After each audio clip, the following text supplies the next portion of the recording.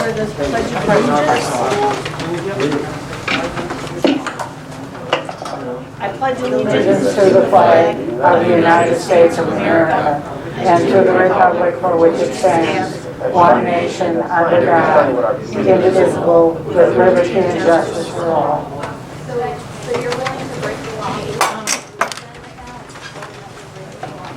I'm just telling you right now, it's not policy. The school board will convene to executive session tonight to consider the employment, promotion, compensation, performance evaluation data of any public employee in which the government or county has jurisdiction or exercises responsibility under Wisconsin statute 19.85, paren 1, paren C, for the technical education teacher and the volleyball coaches.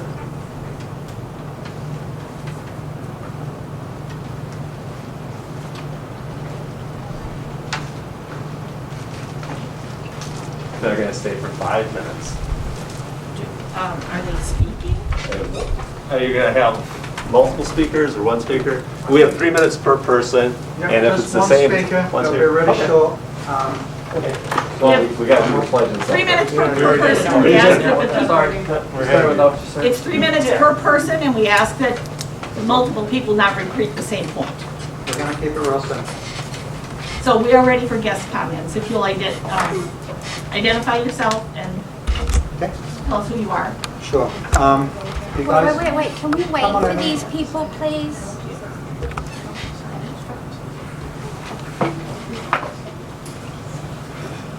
all right. My name is Jeff Sanson. I'm a parent of several students at this school. I've got 3 younger kids in the school at the moment and 2 older kids who used to attend this school, now graduated. So thank you very much for your time. I'd first like to express my appreciation for the school in general and for the hard work that's been put in by all the teachers this year and the staff. We recognize that the whole COVID thing's been extremely stressful for everybody who's involved with that, whether they're parents, students, teachers, whoever it is. I don't think anybody can say they've enjoyed it. So the reason that we are here tonight is just that we'd really like to urge the school board to review their masking policy as we transition into the summer school period and then look forward to the coming school year next year. I know this is a very divisive and politicized issue and one in which everybody twists the science to suit their particular side. But for the following reasons, I'd just like you to consider as you formulate your policy specifically with regard to masks. So where are we in the pandemic? So the Wisconsin 7-day average for new cases is now all the way down at 463, whereas at our peak in November we were at nearly at 7,000, 6,885. So we're just at 6.7% of the worst levels we experienced. So if we look at the curve of the pandemic, we've been through that, and now we're way down over here. Those are just 0.008% of Wisconsin's 5.82 million are being registered as an active case on a daily basis. Those are statewide numbers, and Door County actually has a lower risk number of cases and deaths per capita than the rest of Wisconsin, thankfully. So I think we're in a pretty good situation at this point in time. 42% of the Wisconsin population has now been vaccinated, and vaccines are available to everybody who would like them. The Wisconsin Supreme Court has now done away with the mandatory statewide mask mandate, and I would ask that we all consider, why should our children be obligated to something that adults who are at much higher risk are no longer obligated to? Per the CDC, the mortality rate for COVID among school children is less than 0.01%. So the risks that we're dealing with here are very, very small at this point. So those are all statistics. 30 seconds, sir. Okay. So the negative well, come on, I'm speaking for how many people here, so give me a little bit of grace, please. 3 minutes. Okay.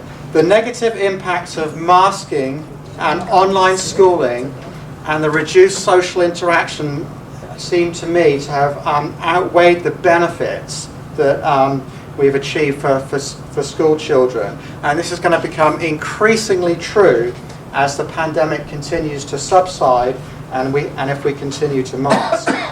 As a family, we have personally experienced the following impacts on our children: depression, loss of motivation, and reduction in academic performance. And I know that others have experienced the same thing. So because long-term... 3 minutes are up, we're going to give you 1 more minute. Thank you, I'm moving right at the bottom here. Okay. Long-term mask wearing has not been properly studied, and we don't fully understand the risks, okay? So why should our children be the guinea pigs for this experiment? And specifically with regard to summer school, school buses are not air conditioned. It's going to be very warm during the summer.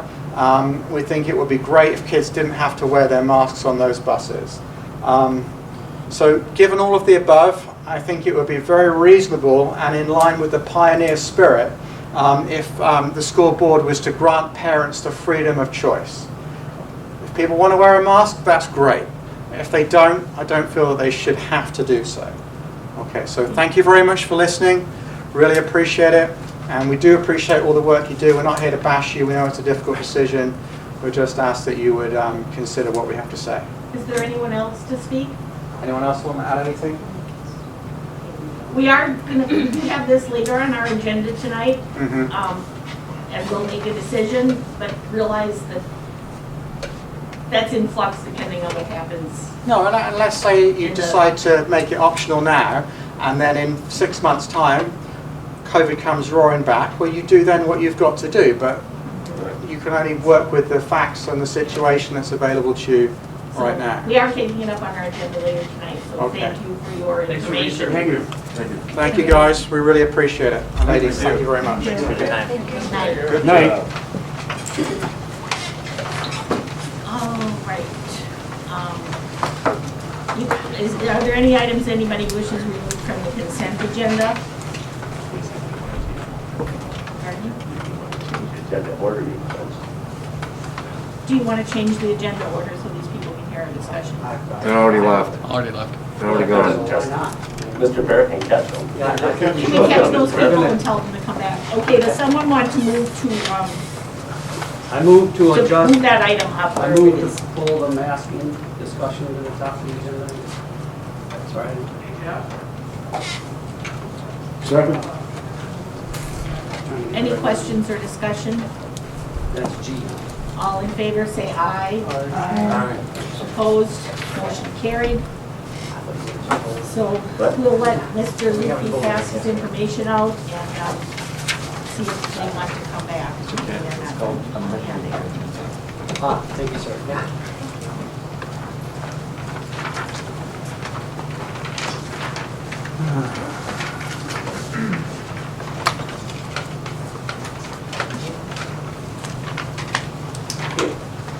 On May 18th, I got a letter from the Department of Health Services. The Center of Disease Control would prefer that the schools remain unchanged with their masking requirements. They say all students, teachers, and the school administrators, staff, regardless of vaccination status, should continue to practice physical distancing and wearing masks at school and on the school bus until more people, including children, become fully vaccinated. Later on, it says they refer to the 14-day quarantine remaining the safest strategy and recommend for students and staff who are unable to safely and consistently wear masks or maintain physical distance. In your board packet, which went out last Friday, I give you my recommendations moving forward. Student attendance for summer school and for the 21-22 school year. The regular school attendance with the regular length of day going back to 7:55 to 3:10. Full in person. We would have remote learning options available for students, but it would require a note from the doctor for a medical condition and permission to also communicate between the doctor and the school district. And the commitment would be to be a remote learner for the entire semester, and then the student could be a Sevastopol student with the remote learning arrangement being to a third party like Wisconsin Virtual School. The principals will work out which one we use. As far as operations, the cleaning procedures would return to the 2019-20 status, so we won't do the extra cleaning that we did this past year.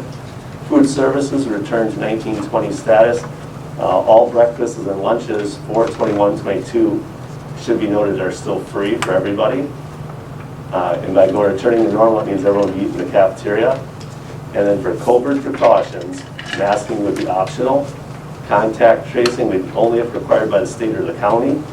Quarantine protocol only if required by the state or county. And then extracurricular activity schedule would return to normal. Middle school and high school athletics would follow WIA requirements, because the WIA would require any COVID following. It'd be kind of what we had with our neighbors to the south, where they went without anything and then they couldn't play other schools. So we got to go with what WIA says, so that our kids have the opportunity to participate in competitions against other schools. And we go back to full public attendance at events. And then I have a couple notes on the bottom, that pending COVID-related conditions remain at the current status locally or better. So if we're at the stage right now, we will be above recommendations. 4K through 5th grade, we'd like to do a staggered start for the first 4 days from September 7th through the 10th of the school year. That's not COVID-related. That is to get them acclimated. And 6th grade and younger, those students need 1,050 hours of instruction, whereas the 7th through 12th graders need 1,137 hours.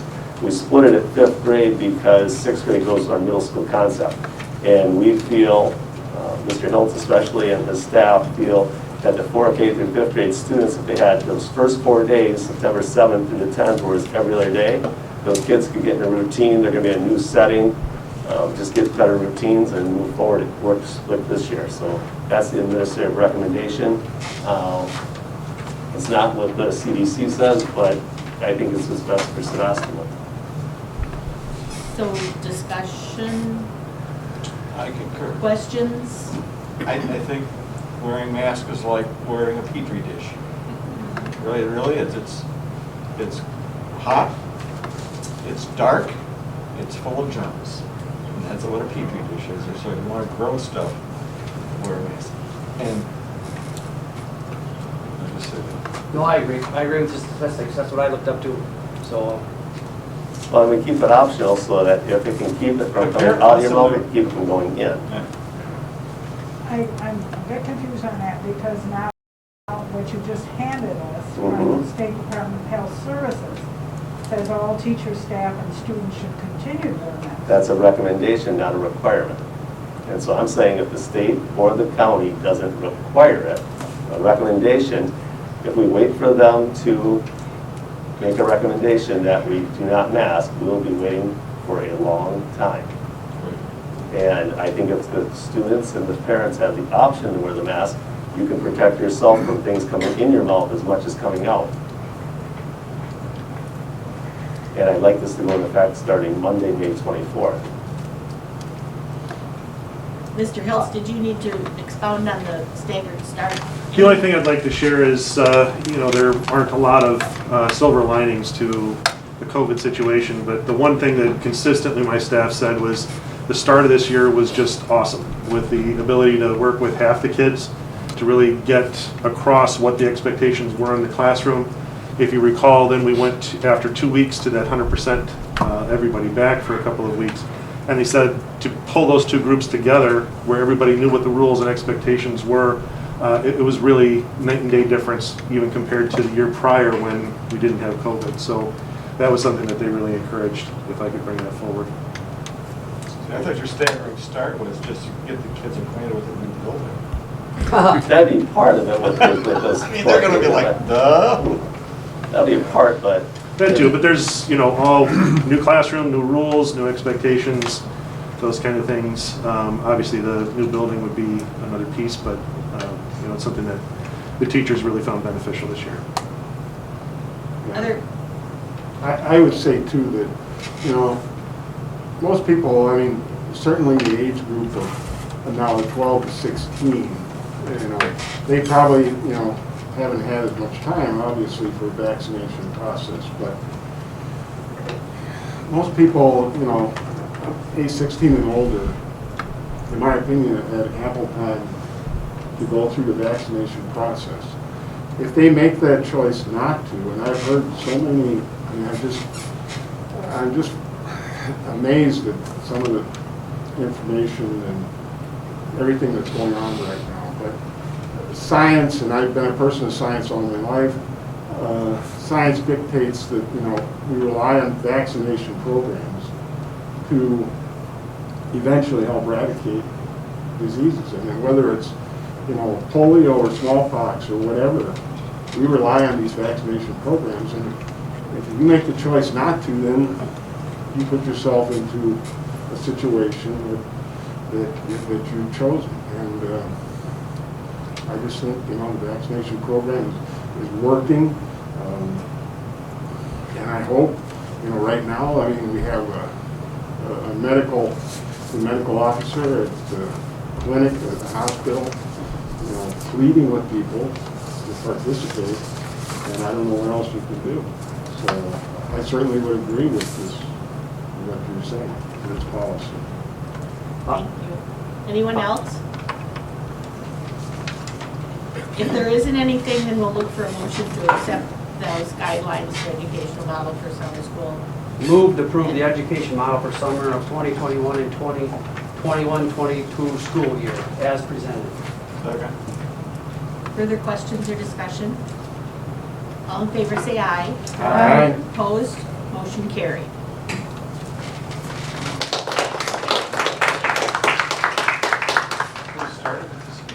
Thank you very much. Thank you for coming. Thanks for coming. Have a good night. Thank you, too. Okay. Then, does anyone have an item they want to remove from the consent agenda? If not, the consent agenda is approved by consent, including the donation of $500 for destination reimagination from the Charities Aid Foundation of America. And then we'll move to administrator reports. Mr. Baer. Thank you. It's been an exciting and rewarding week. We were able to celebrate 2 graduations, senior awards, casino night, some activities with all of our grade levels. So it's been just a wonderful week. Condensed, but wonderful. So I just want to thank everybody that was part of that in helping celebrate the kids and make this a great end to the year. I know it was nice to have in-person graduations and see our families and see our kids be celebrated. And I think that was one of the goals the kids had, is to be part of a ceremony like that. And so we were able to do that. So I thank everybody that was part of it and all the people that it takes to put all these events on. We really accomplished a lot at the end of the year. So I'm really proud. Thank you. I had a couple comments from parents and grandparents that they really enjoyed it and thought it was well run. Appreciate it. As you give your administrator's report, I'm going to just ask you to do something different. Sure. Could you give me 1 or 2 things that aren't going well? We always get things, one of my board members a long time ago told me that boards are like, boards like mushrooms. That they're kept in the dark and then fed manure. So and I think it's important also just so we get a full, because I know things are going great. Tell us just where some of your stumbling blocks are sometimes, just so we know it. Not that we're going to be critical, like, oh, you should, I mean, I think it's helpful that we get the whole apple, Absolutely. I don't know, I'm not trying to, again, put you on the spot, but just in your reports, give us 1 or 2 things that you don't think is really, it could be going better. Sure. Not as a failure. Just, Does that bother you? Okay. Okay. I appreciate that. Okay. It's okay to not have everything go perfectly. Well, what I would offer to And them, sometimes my it's background, sorry, ma'am. Elevate early and often is what I've done most of my life. You get to, so then as little things are bubbling and they go away, fine. But if little things bubble into big things, then maybe we can react quicker to help Right. resources or whatever things the board might possibly help you with. Right, as So opposed to that saying, we never do versus that. picking you apart, I mean, I agree with him, that wouldn't be the intention, but, so. So please feel free to do that. Thanks for the permission. It's nice to be around. Do you have anything else, Mr. Baer? No, Okay, just those things in thank my you. report. Graduation was great. Mr. Hiltz. Let's see, speaking of some things that we hope go well tomorrow, but we aren't sure. We have the big carnival event that the PTO has helped organize for us. If you can keep your fingers crossed, the weather is the big issue. We'd really like to have that outside. And we'll try and make a go of it, even if it's going to sprinkle and stuff. I think it's good to get the kids outdoors. Another thing that has kind of complicated the end of the year, a necessity, but the packing and those kind of things certainly has just added some additional stress to everybody. They're handling it well, and that has really impressed me, but it's certainly something that has added to the end of the year. And then one last thing that's not in my report, I'll send a link out to all of you, trying to keep some traditions going that we have. Something that we do every year at the start and the end of the year is the videoing staff and kind of putting that all together. So we've got another one of those that'll be coming out tomorrow, and I'll make sure that you get a copy of that link. Aaron, do the staff plan on doing the waving their kids goodbye to last when they leave on the buses, like they have in the past? Yes, the staff will be planning on going out Okay. and waving. We're filming it for the history video. It's a Okay. big deal this year.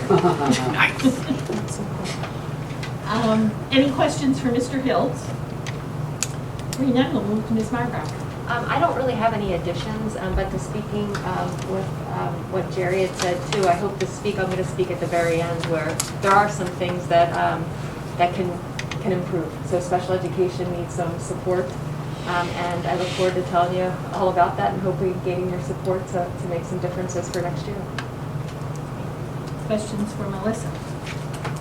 None. Does anyone have questions they want to direct for the athletic directors and gifted talented report? One thing I think, I don't know, was that, I appreciate what she's doing is putting together like roadmaps with the gifted and talented 8th graders on different career paths and options to make sure they're picking the right curriculum in the 4 years to get where they want to be. I think that's a great thing, and I think if that holds well, which I expect it would, we should be able to, it would make sense at some point to spin that into more and more, not just to gifted and talented kids, is what I think. If I understand it, I'm still trying to understand what that is. That's part of it, but that's what Mrs. Molkar is trying to start with those parent meetings she had in April. Yep. And then next year they should be in January, so she's trying to work on that as well. And I would like to add something to that too, Dave. Melissa Malfour and Brooke Tank are kind of working together. Oh. And I think that is the vision, to be Perfect. able Well, to that- divide, Very good, yeah. so all kids get that. Yeah. Yeah. And I understand growing baby For sure, steps and for sure. start first, and if it works well and what works. So I didn't know they were working together. That's awesome. Yeah. Which would make a lot of sense, obviously. They need each other. Yeah. The superintendent's report? Yeah, the only thing I want to highlight is the furnishings from the 1924 building that's coming down, the various ways we're handling that. Each student has been allowed to purchase their desk if they want to. They've got 49 sold, is that right? Yeah. Yeah, so 49 of them have been sold. Take that back, I think it's 52. 52, okay. We also reached out to St. Peter, St. John Bosco, and Gibraltar, Sturgeon Bay, and Zion. And 3 of those schools are coming up to pick up materials this weekend. We're selling them. I've had some items being sold to staff members. And then the equipment in the industrial arts wing, when the connector comes down on Monday, Tuesday, those items that aren't going with us, their new shop, are going to auction here, and he'll have an auction, and he'll take his commission, but we'll get the remainder of that. And that way the public has access to those. And Justin Skiba and a team of staff members, he's leading it, are working with Bayside Bargains, yes. And usually it's 50-50 on the commission with Bayside Bargains, but they're going to go 70-30 with us. And so starting after school tomorrow night through the weekend, they're going to get different furnishings. And it was nice because the guy from Bayside Bargains came around and told us what items are good for the store and which ones that people don't want. So materials are leaving here in a manner where people can get access to them because they can get a hold of the auctioneer, and we need that posted to the auctioneers and when the auction will be, and then they can go down to Bayside Bargains, because we can't have every John Q. public come in here this weekend and take something. It'll just be too much. And of course, there'll be items that we're refurnishing in the new building too, so just want you to know what's happening with the materials here. Any questions for Mr. Lupke? So I do read some of your stuff. On your May 19th, it says May 19th, all staff memo about fundraiser requests. It says that if you're going to do a fundraiser, you got to have the requests into you by May 21st. That's for next year. They're supposed to. How do they know today that they're gonna be doing fundraising and? Our fundraising is a little complicated, but that's what they're supposed to do, right? And it turns out we need it, we never follow that 100%. Well, maybe we should change those policies.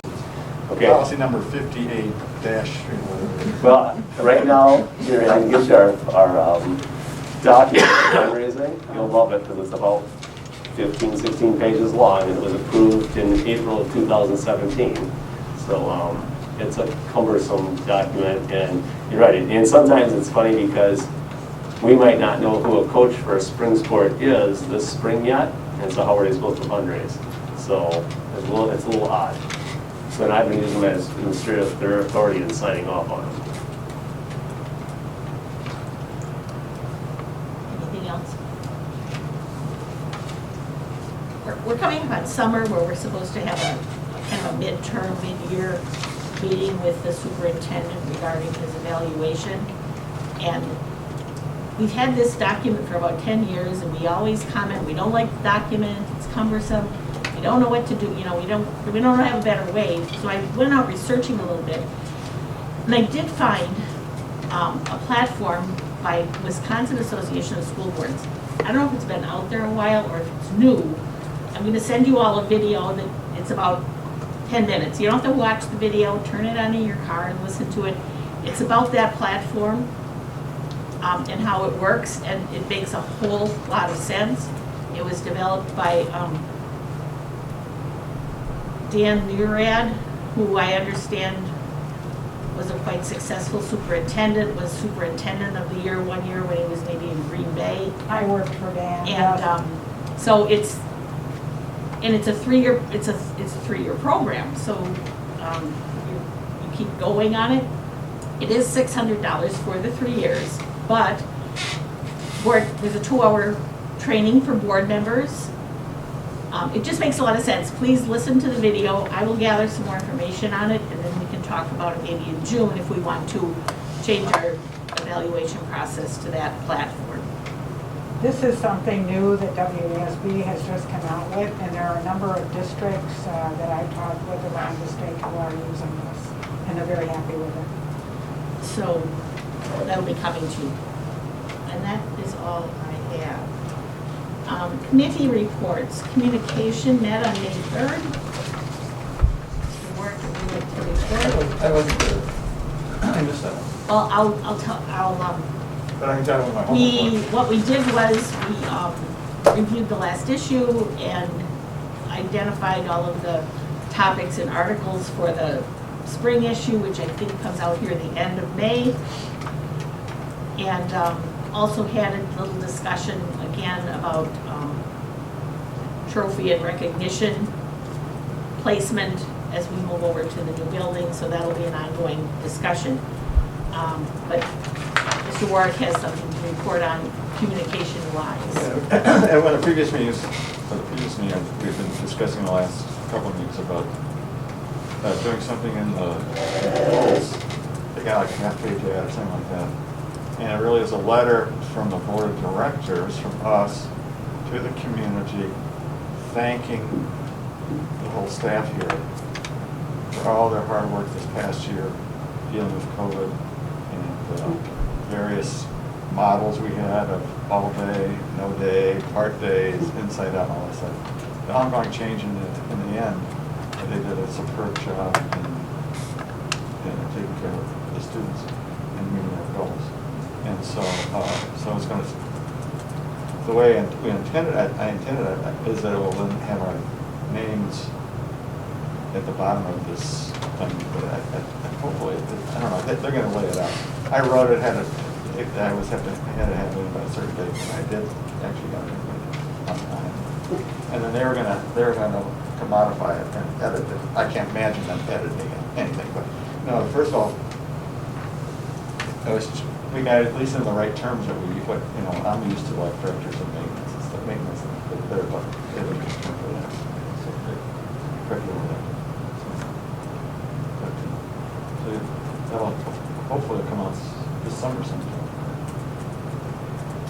That will be in that end of May issue that comes probably Next week. Okay, so it'll be next week. Next week.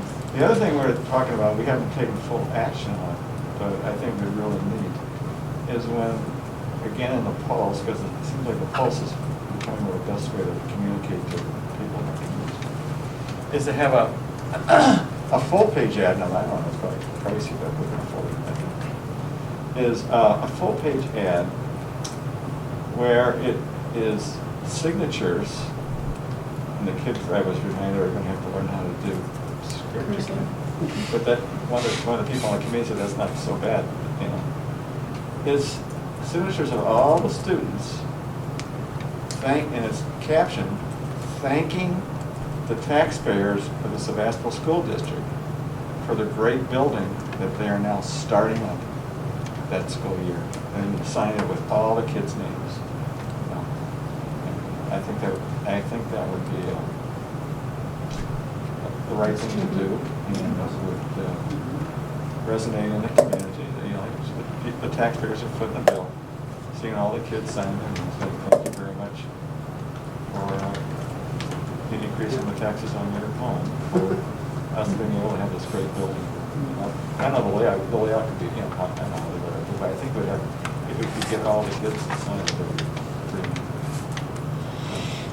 So the committee thought that was a great idea, so this summer that's something we'll have to flesh out as to how it's gonna work to get everybody's signature. And how fast you guys can get all the kids right away started signing. Maybe a group photo. Pardon? Maybe a group photo. A group photo? A group photo? Thank you. I thought you said you're getting grouper or something. Well, you could do that if you put them all outside, but. Yeah, you can do that too.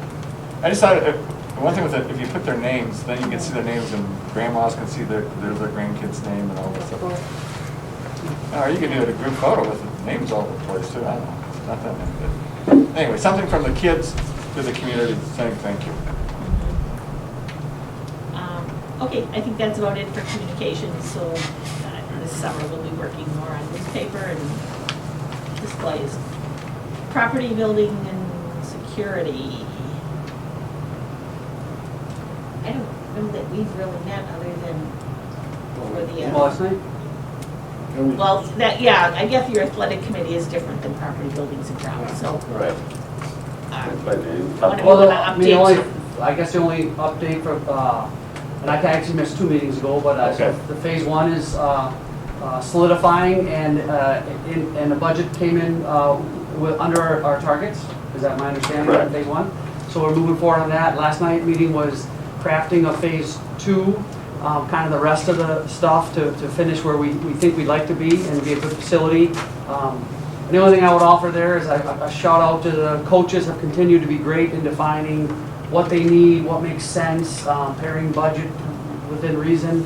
And the other thing is the booster club, everyone involved, but the booster club's kind of taking a more active role in starting at some point, and Jerry provided some input on that, I think people are going to think about, is to get some fundraising for the phase 2. So we had money for phase 1, phase 2 is maybe a little further reach. So they're putting some packages, some flyers together, and some communication will start. And I think there's some good discussion that ended at the end, but it'll probably carry on, the timing of how we do all that. So I think that's maybe it.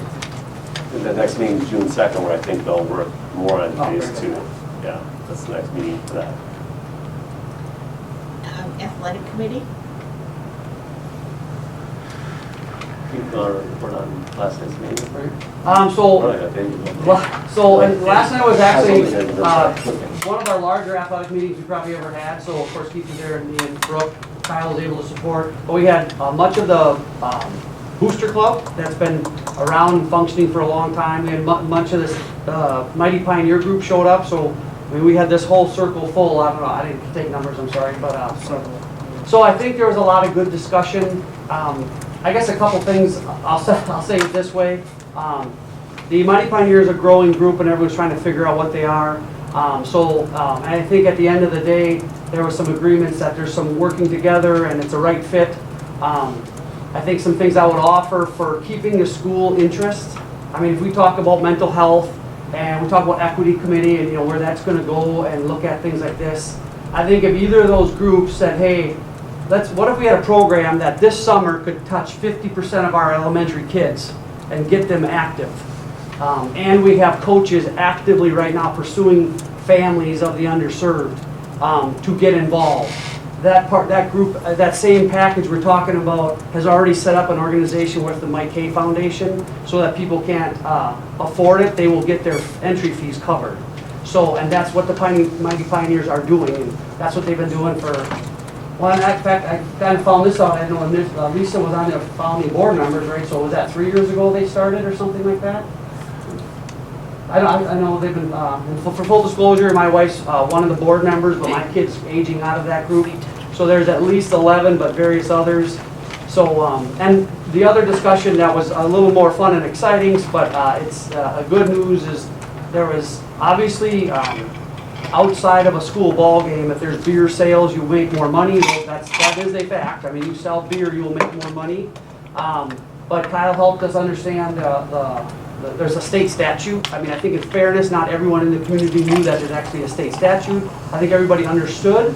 That's a good perception, and that's the right way to do it.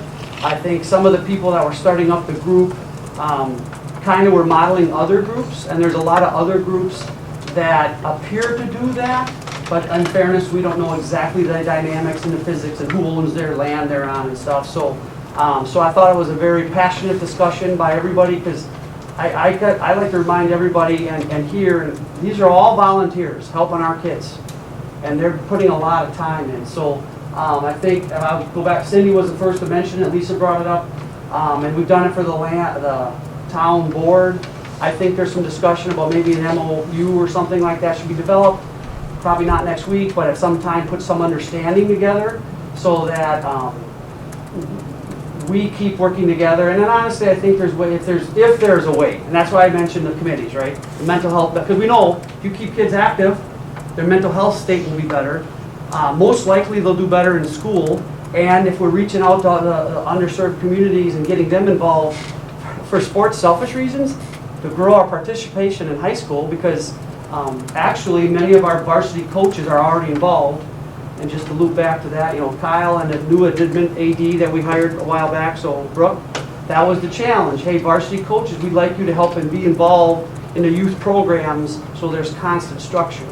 So from my perspective, a little removed from it, that is slowly coming together.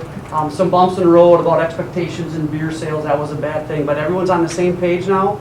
And the other thing that I really like, kudos to Kyle, if I may, he brought up that we have all these stovepipes in our communities, in our school, and but we're working on it, and the step here is the Booster Club and the Mighty Pioneers, you know, so they have different roles, you know. Someday we'll get a briefing maybe with a Venn diagram of we got middle school and high school at the school district. The Booster Club does fundraising for sports, right? And that everyone kind of knows that. This Mighty Pioneer organization is more than fundraising. They run the leagues. They schedule the games. My wife scheduled 70 games. They schedule the referees. They organize the uniforms and all the gear. And that was the other thing when it first started is let's grow the sports involved. And so that was how they got so big so fast, because there's a great need. But they're very willing to open and brief anytime you want. They brief their entire budget and all the details. So when people start rumors around about what, you know, they're buying their Cadillac on the side, they'll brief that budget to you and all the programs, because they got softball and baseball for boys and girls. They got planning on the football, picking up the football, because when I helped coach, our head coach basically funded most of it by himself. So that's why I think, on a side note, there's been some initial discussion, but on, you know, Fund 80 is for community service stuff. And I don't know all the rules, but I'm sniffing around, but I know Kyle's leading the way. But from my review of the DPI website, I think there's an avenue that maybe the school could help a little bit. But I don't know if that's approved yet. I'm not recommending it. I got to work with our auditors for more And information. they may not be, but clarity. at the end of the day, if you hear there's some challenge of fighting and all this stuff in the community, and I thought that group of people really came together well. And so I say it's good where we're going, and if the school can help in some way, and with the recognition of no beer sales, it's far easier, right, to help with fields and facilities and stuff like that. But What I missed, and it was exciting, but I think at the end. The two things I think you missed is, one is Booster Club and the May Pioneers said, hey, let's quarterly get together and communicate, so that's great that there's going to be better communication there. And it was great to have everyone in the same room so they could all hear the same message rather than pass it down the line and bits and pieces get lost in the message. And Tom Ash at one point said, I didn't realize we were so connected. Right. You know, they're separate, but they're not. But then when you showed the dots that, no, we are connected, I went, oh yeah, we are connected, you know? And so I felt really good after the meeting last night. Yep. That organization was needed because parents did their best they could with those youth sports, but there really wasn't any organization. They were always scrambling for money. And that organization came together. They started wanting to do just a hoops club, and the push was, no, let's have it be everybody and enhance participation and experience for the kids. Aside from growing the sport, participation and experience was really, and a good experience was really important to me. So I think they're doing a good job of it, and that memo of understanding will clear everything up. But one thing I'll say is important too is just to know the people that are doing that, both on the Booster Club. So if you know the Legion and the other baseball for the 16, Pony League. Pony League. Pony League. And then some question, geez, they got big so fast. This Mighty Pioneer group, all of a sudden, boom, we got all this. In fact, they brief the numbers, they'll brief them anytime you want. Half the elementary kids are actively registered in Mighty Pioneers right now, this summer. Half of them, 50%. You know, and I just want to say really quickly as just a parent, my daughter participates heavily in the Mighty Pioneers, and it has absolutely been fantastic for her. She loves it. So the point, yes, thank you, by the way. What I thought was interesting that Tom shared as he's our head baseball coach, and he's helping in the Mighty Pioneers. He's actually their current president. But the board member of the Legion and Pony League came over and said, you're the head coach now, here you go, we're done. So if he wouldn't have picked that up, there would be no Legion, there'd be no Pony League. So I think that's cool, you know. I do want to emphasize, though, I think you've touched on it, though, is the hard work is the relationships between this organization, and I'm still fuzzy on it, this organization, because even though they use the Mighty Pioneers, and the school, that relationship needs to be concretized, put on paper, and probably needs to be approved at least by this group. Because great intentions go crazy if something goes wrong. And then in this litigious society we're in, if people on the outside cannot see the difference between the two organizations, if something happens that could be litigious, they're going to go to the place of the biggest, deepest pockets, which would be the school district. And Jerry, that's what I explained to my Pioneers and the Booster Club last night, and they just were naive about it. They just didn't understand it, you know. And you want it's not their world, it's my world. You know, I live in that all the time, right? Right. Liability and school's responsibility and state law, yeah, that's my world, it's not their world. So it's great to have everyone in the room, and really that's going to come under our new business item B, you know, later, I think, I don't know which one, yeah, it's B, so, yeah, so it was a great starting point last night to get us all on one page, and it was good to have face-to-face talk rather than an email that goes back and forth, and... Well, I think you're working on all of this, aren't you? Well, we got the nonprofit status, just like PTO, through Mary Kervig, Okay. and now we'll work on it, well, we'll see what we do here at B, but I'm pretty sure that's the direction we're going, yeah. Yeah. Anything else, Keith? Otherwise, I think we spent enough time on youth Okay. athletics. Budget. Budget activity for the month. We did receive the third and final payment or donation from Thermotronics. Greatly appreciate it. It's wonderful to have their support. Special education claims are out there for $144,437. And we have the incurred expenses for the building for April at $1.2 million. I can tell you the bill we got last week for May was $1.4 million, so it's going all right. Anything else budget-wise? Carl, anything else you want to shine in about the volunteer? No, just that now that school ends tomorrow, we can put together try to formulate our hours for in-person instruction to figure out what we will get for the second half of ESSER 2 money, and I'm still in the process of putting budgets together in order to make claims on the first part of the ESSER funds. We're hoping to get a good portion of the ESSER 2 money into our hands by the end of the fiscal year. Obviously, we won't have it all. But the more we can get into our hands now, the more we can use for other things going down the line. I know it's a hard answer question. Where about are we in the year percentage-wise? I was just, because we're kind of getting to the end of the school year anyways, I was just, for my own curiosity, I was looking at all the percentage used and stuff. Is there a ballpark? Are we 80% through, 60% through? And if that's hard to answer, you can just say that. It depends on what part of the budget you're looking at. Right. Teachers, so the financial year ends June 30th, but they're paid July and August from this year's budget. So when you look at the numbers that are related to teacher salaries, you got to remember that they're here for the 9 months, but they get paid over 12 basically. I'm not calling teachers 9-month employees. I'm just saying that that's how it works and it goes on. Now the aides and the cooks and the bus drivers, they're non-year-long employees, but they don't get paid over the summertime, so their percentages would be higher then because they're finishing up here in May and June. They're done by June 30th. They don't carry over. And then the custodial crew in secretaries and Carl and myself, and the other administrators, we're year-round. So it depends what line you're looking at, what percentage you're looking at there. Well, we won't both, I just kind of went through each one of them and kind of ballparking where we're at. Right. And I think, back to the elevate early and often, I doubt there's any problem with budget shortfalls that are surprising to anybody, so everything's will come together like the end of every other year, I guess. There's a couple of things in your budget that are shortfall, but then there's other things that we haven't used, so budget-wise, we're doing very well, overall budget-wise.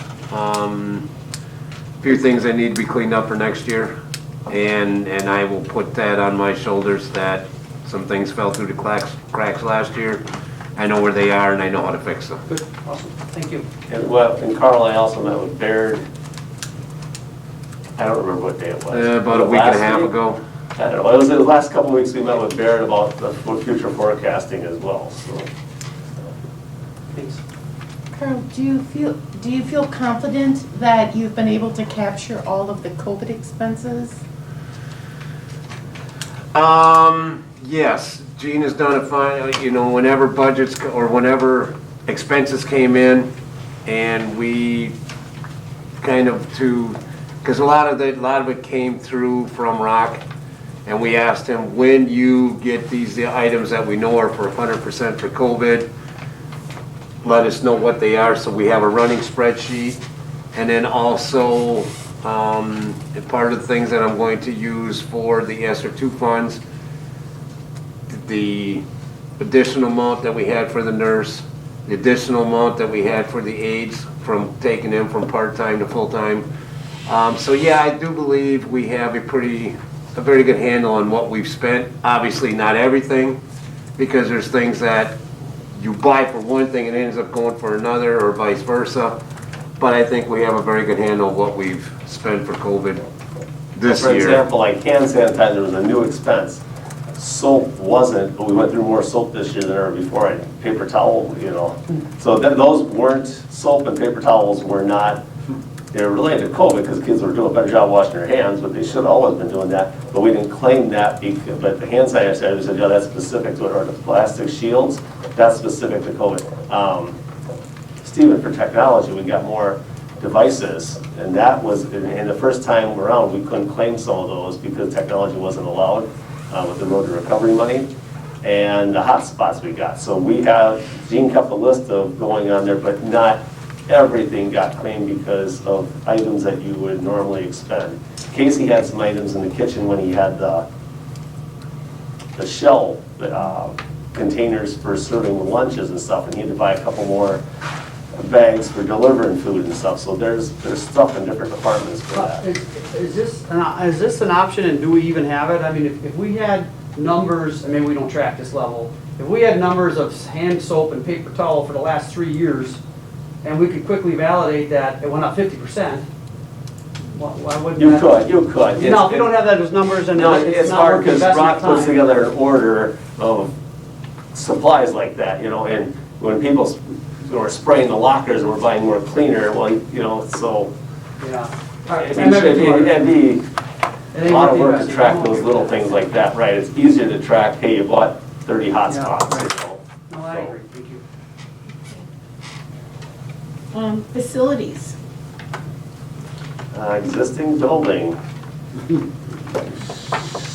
Monday, the first part of the building starts coming down, the 91 connector from 1924 to the elementary gym. That connector comes down on Monday. It'll take a couple of days. Then they will go to the industrial arts area and pull out the equipment. I hesitated there because right now abatement is happening in the 1946 section. It's sealed off. They won't haul any materials out till Saturday. And even when they haul it out, this is a big dumpster in front.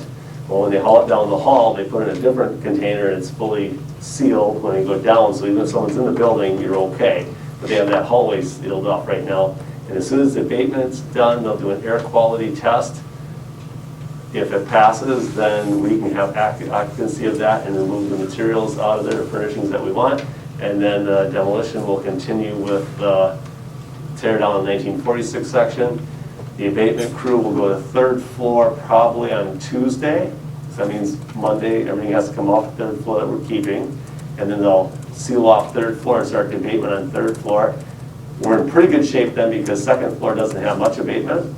And then first floor has it, so then they'll abate 20 feet by the high school office, K-12 office downstairs. They're gonna seal that because they need 20 feet of clearance when they do the demolition. So demolition will just follow the abatement, and they will then abate the entire first floor hallway of the 1965, all the way from Mr. Phillips's room, all the way down to the main front lobby, and then down to the new addition past the locker rooms.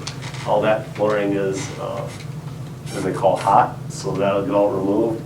With the K-12 office, the district office, the pupil services office, athletic director, and guidance counselor, we're all going to be in this space here this summer, and door 4 will be our door to come in. So that's the existing building. So if you need a district office, it's right over there. It's going to get cozy, so yeah. So, and the staff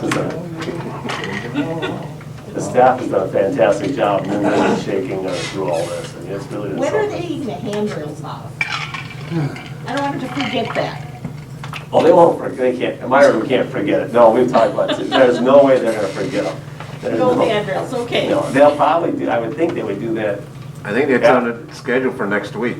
Well, I think it's going to be after Tuesday when the staff is out of here because you want your handrail still in place when you get staff here. So they'll get them. Yeah. So When do they really miss them. crash the big building? Pardon me? When do they really? Early June. Are they actually gonna have like a big wrecking ball and stuff? There is a wrecking ball and it Some kids were has. asking and I didn't know. There is a wrecking ball at some point. I can't remember exactly what they call it, but there is a wrecking ball. Yeah, and there's the backhoe and the whole. Yeah. That's when your phone will ring off the hook, because there's gonna be a lot of people who have been under rocks for all these years. Have no idea this is going on until they see Didn't you have their a school trip out of town, going say you had down. to go somewhere? That's when you want to go on vacation. Myron and I, at 5 o'clock today, we went to the neighbors across the street, and Myron provided them with a gift basket and gave them a phone number, because it'll be fenced off. And unfortunately, some people try to think they can climb over the fence at night and pick up a souvenir or look for stuff. Well, that's a chance that they can get hurt or injured. So Jeremy and I went around to the neighbors, and Myron presented them with gift baskets and provided them with contact numbers if they see any odd Oh, activity at really? night. Yeah, because that's very common, so. Where are you gonna have our meetings at? Oh, right here, I think. We're all cozy. We'll keep being cozy, yeah. I don't know how, yeah. I would think that- recommend, I would just think, this sounds ask the saloon if we can have the big room. Not that it's a saloon, but I'm just thinking that there's gonna be a lot of crap around here.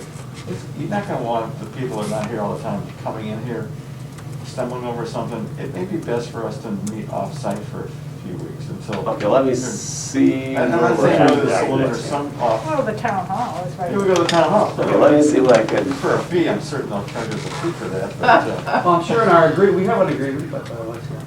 you know, they'll say, but all the does all your school board members live in Sevastopol? No. I'm just saying from a safety point of view, it may be best that we not come on. All right, I'll find out more about that. Well, and that can be an assessment. If I think it'll be you safe realize, for all holy cow, it's working, terrible. that's okay, yeah, we'll They'll tell figure it us in out. the thing, I guess, but.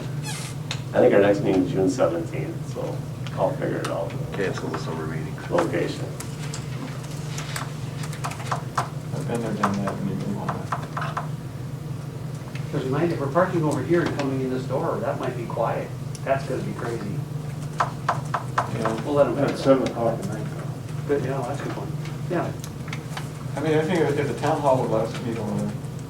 Well, you can ask them, Yeah, we can ask. see what they say. Yeah. Building project? Anything else on the existing or building project? Yeah, building project.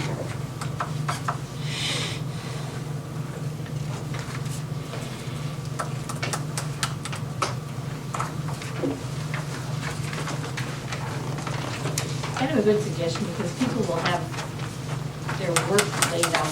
Hope I made it wrong. Let's skip We'll just that. we'll just be adding to the. Yeah, I already saw that, look at it. Yeah, you've already seen this. Not the color. Oh, you're lucky, Steve, I got enough for you. I showed you too, Carl. I know, but I still need to put this in the packet.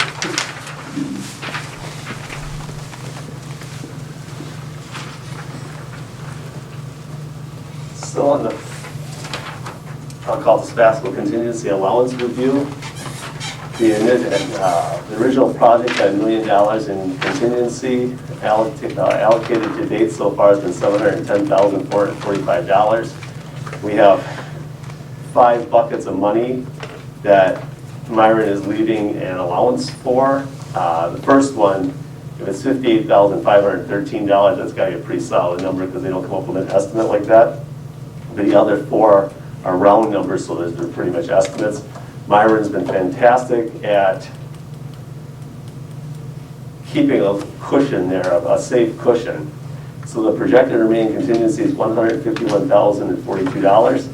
The demolition project was $300,000 under budget after we went up for bid the second time. They have 4 allowances there for items they think may come up during the demolition project, and they did say that you never have a demolition project that doesn't have a surprise. You're going to have one, they said. So they believe that the projected remaining contingency will be $210,000, and they're pretty comfortable with that number.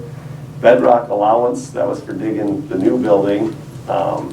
They are allotting a $25,000 site utility at the demo area because there may be some filling in as well and leveling it out. So they're leaving an allowance there, and they think the projected remainings will be $64,000. And in winter conditions, so far, they've spent $77,522, and they have projected remaining spend $15,000, so I don't know if some bills haven't come in yet or not.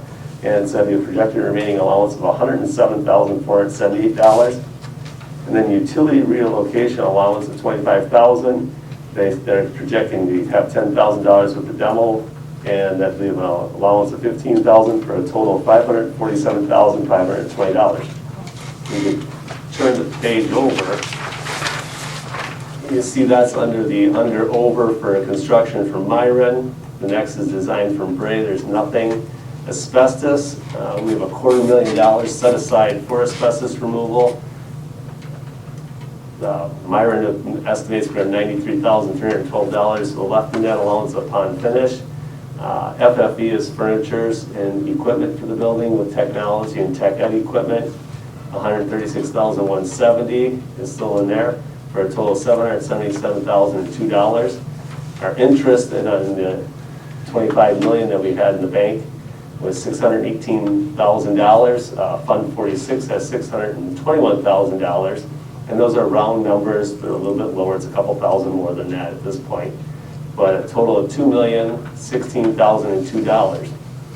Then we have the pending projects, which is a list of the projects we approved earlier. The first one's the paved parking lot. They do have a solid number there of $229,885. They lumped items 2 through 6 together. They did that so they could get better pricing from the trades, because if you did every spot separate, the trades would each jack their price up, whereas when it's one larger project, they lumped it together. We were estimating it'd be $560,000, but because of materials increasing so much lately, it's gone up to $621,739.22. And then we have the field project, phase 1 on there. And so the total committed spent to date is $2,364,795.22. So the pots of money that we have so far is $2,016,002. So the additional funding will be $348,793.41, which would come out of our fund balance. And a couple months ago, we reported back from Mike Clark that our fund balance could easily support give us $600,000 and could support $800,000 comfortably, and $1 million would be fine as well. So we're okay in that area, and provided everything will keep proceeding as is. Now, the items that are to be determined,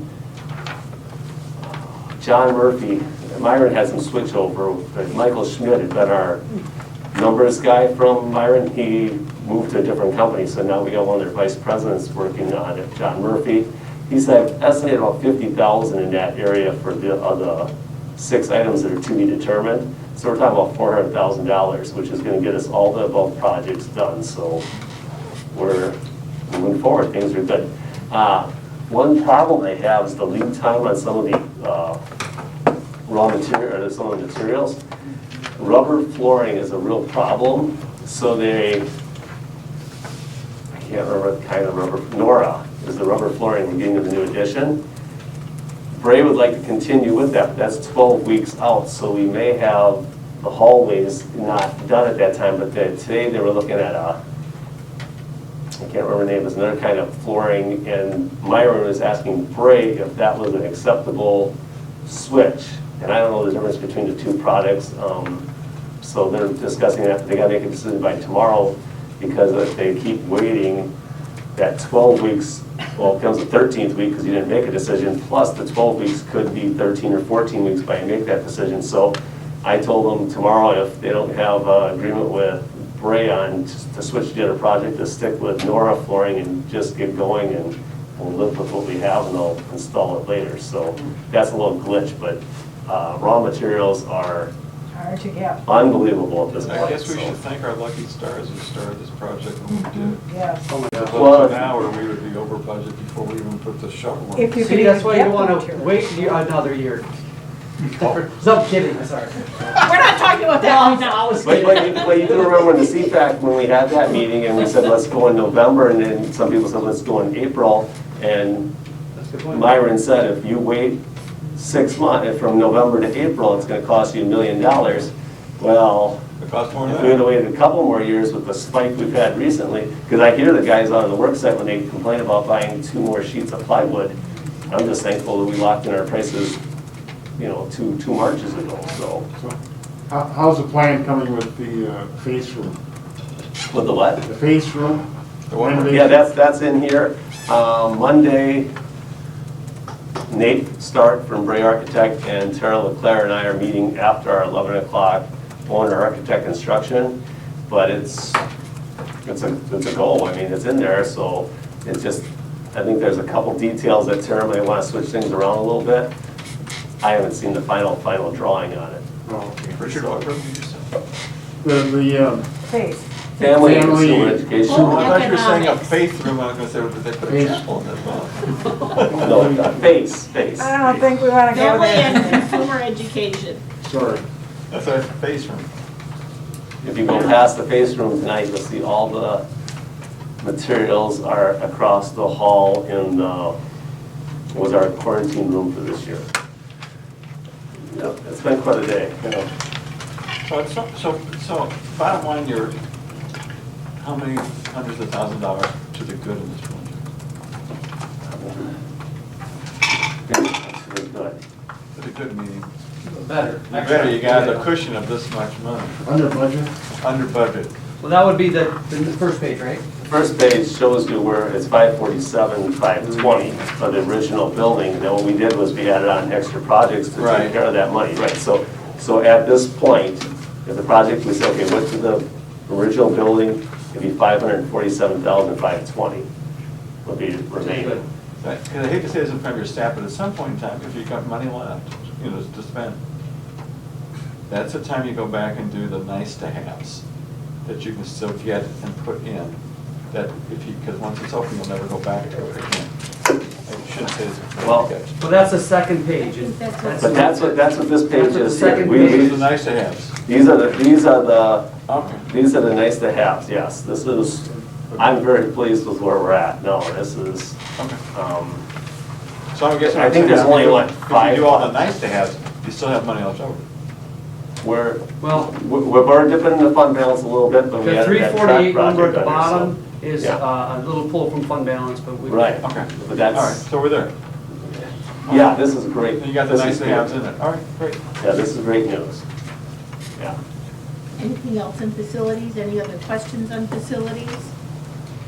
Are you gonna take a vacation this summer? October. Get out of here? I'm gonna go to my in-laws cabin for some time, but there's a In-laws lot cabin. of, yeah, it's the best, it's free. Okay, you're gonna get out of here, right? Yeah, I'll get out once in a while, but I'm fine. And just right now, schedule, kids in school will be the high priority. That's looking good. September 7th, kids will be in school. In fact, Monday, when we start moving,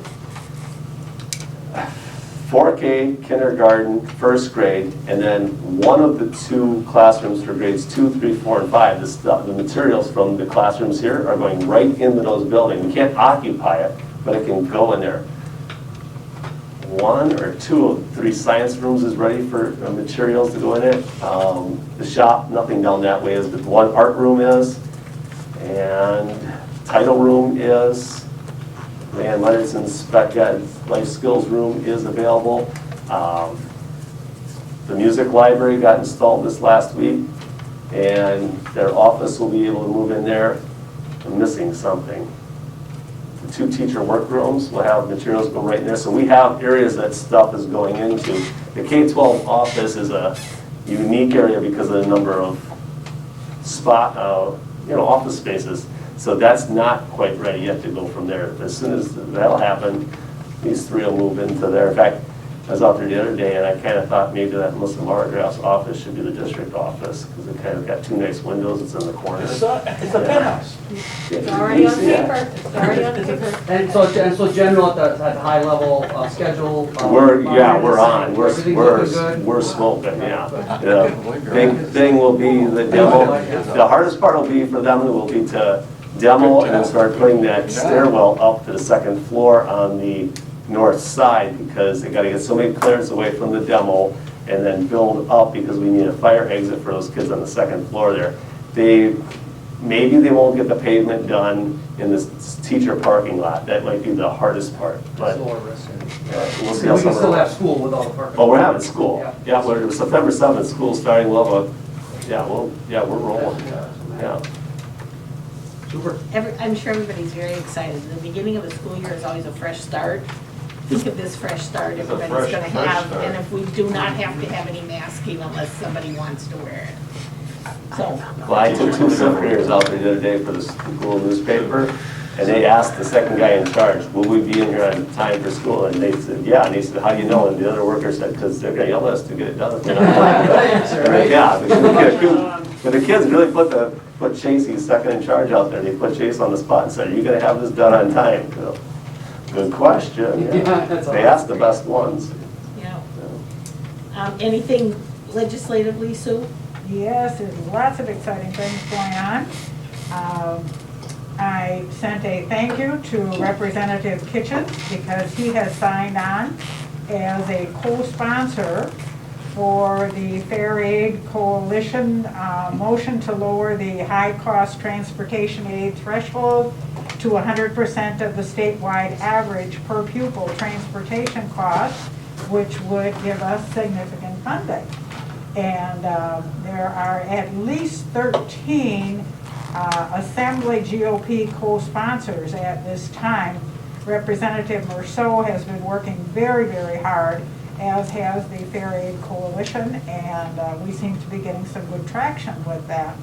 This resulted from the study that the Fair Aid Coalition had commissioned with Professor Goff from UW-Madison, and this was in lieu of the $1,000 minimum per pupil aid that we had been going after, and this seems to be getting more traction, which is good because it will significantly increase our funding. And this week, the Joint Finance Committee will be approving the ESSER 3 funds on Thursday of this week. We will also have on that same day an executive session on K-12 education funding, state funding. However, the Joint Finance Committee has put off the broadband vote, so they seem to think they need more information. But these things are happening very, very fast, and lots going on at Madison, so it's very exciting. And there's lots of broadband money out there, Jerry, so federal and state, and hopefully we're going to be capturing some of that in Door County because it's there. I just think it's important, it would be sometime maybe during the summer. We have 2 county board reps, right? Because our district is, how many, maybe we have 3. I think there's 2 for Sevastopol. There's 2 for Sevastopol, and there must be somebody from those that come out north of us too, right? There's 2 for Sevastopol, 2 for Jacksonport, 2 for Egg Harbor. I don't know about the town of Sturgeon Bay. I think it would be beneficial sometime to invite them to a meeting.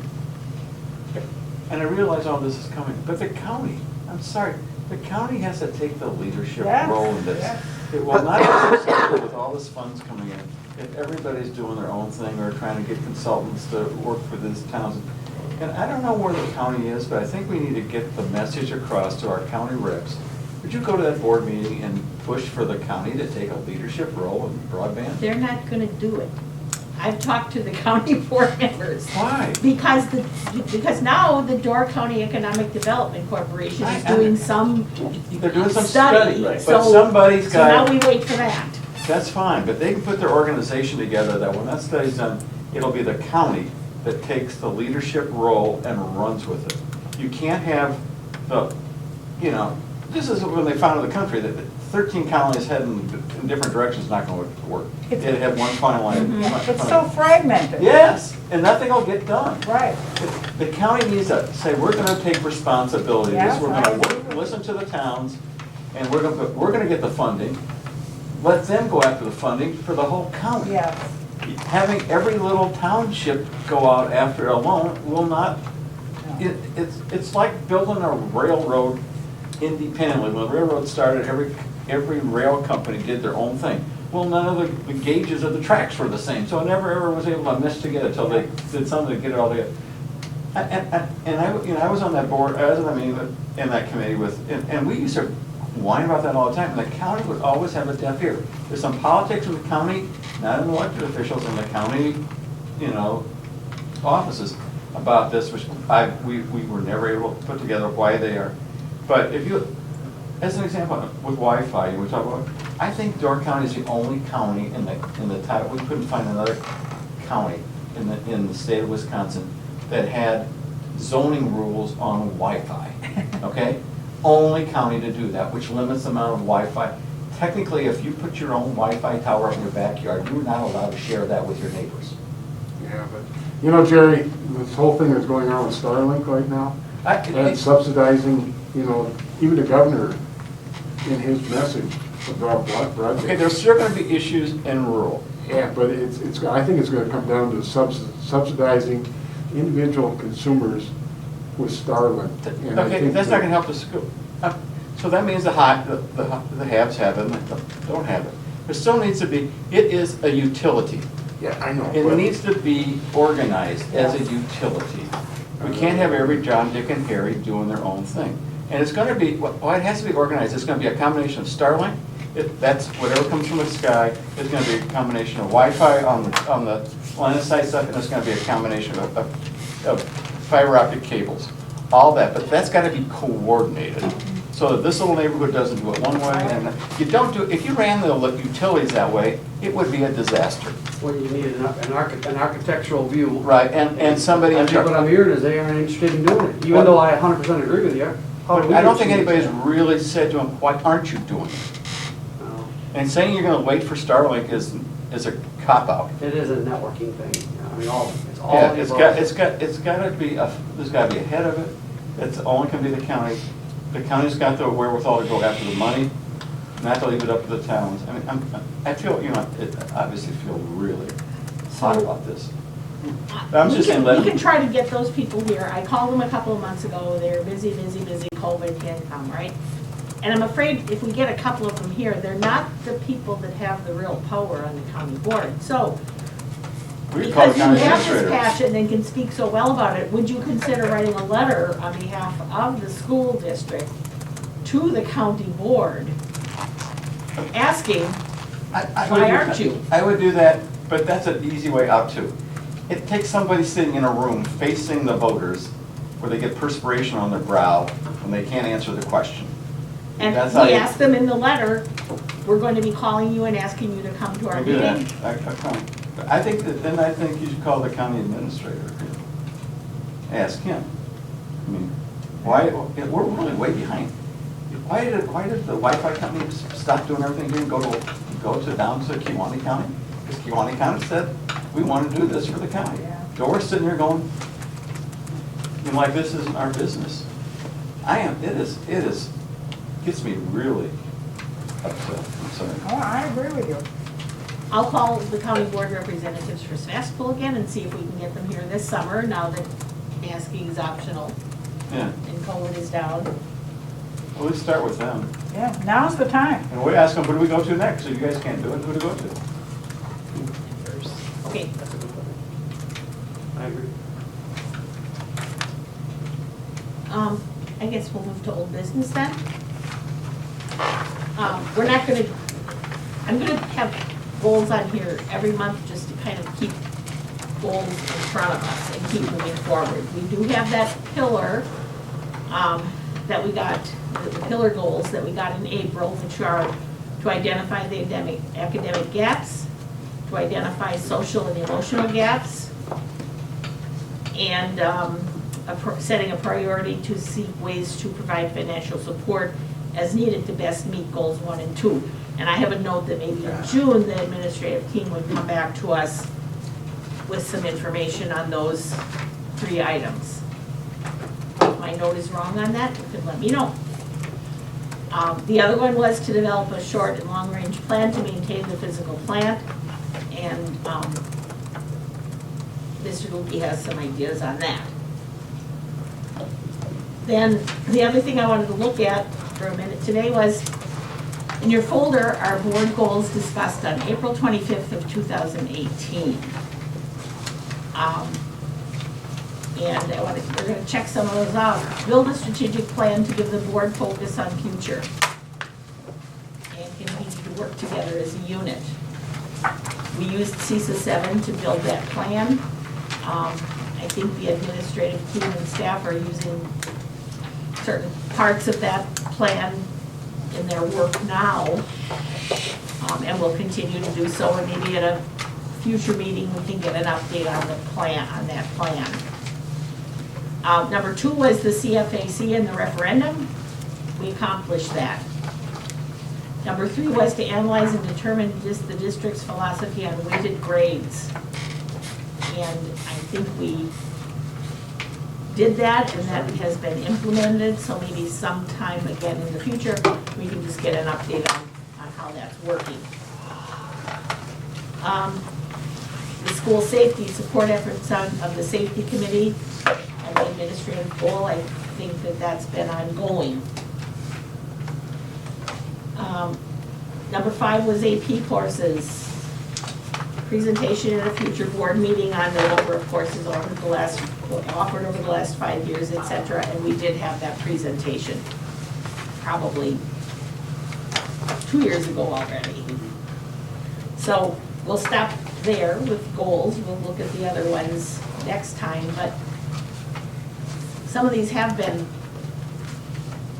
accomplished and some of them are ongoing.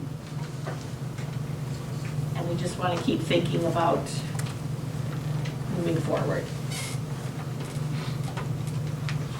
Okay, we'll move to the new business. We'll take a motion to approve the resignation of Mr. Sanborn, the tech ed teacher. I would move to approve the resignation of Dan Sanborn, tech ed teacher, with regret, and to thank him for the tremendous amount of work he did in the new building, the tech ed component of that building. Second. Questions or discussion? All in favor say aye. Aye. Opposed? Motion carried. Deborah Dantoine is middle school cross-country coach. Your motion? Move to approve the resignation of Deb Dantoine as a middle school cross-country coach. Many thanks. Questions or discussion? Hearing none, all in favor say aye. Aye. Opposed? Motion carried. Chad Redsloff as the assistant volleyball coach. Move to approve the resignation of Chad Retzloff as assistant volleyball coach. Second. Questions or discussion? All in favor say aye. Aye. Opposed? Motion carried. Lindsay DeYoung is cross-country coach. Move to accept the resignation of Lindsay DeYoung. Second. Questions or discussion? All in favor say aye. Aye. Opposed? Motion carried.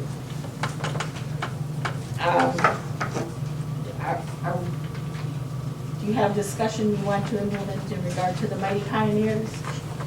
I think we kind of hashed it out already, but I think we should have a memorandum of understanding with them. We should develop that. I think we should do it jointly with them. I would recommend the athletic committee work with Mighty Pioneers, and I'll coordinate with Mary Gerbig for a relationship agreement. Would someone like to make that a motion? Memorandum of Do you need a understanding. motion on that? Just to do an MOU. MOU, yeah.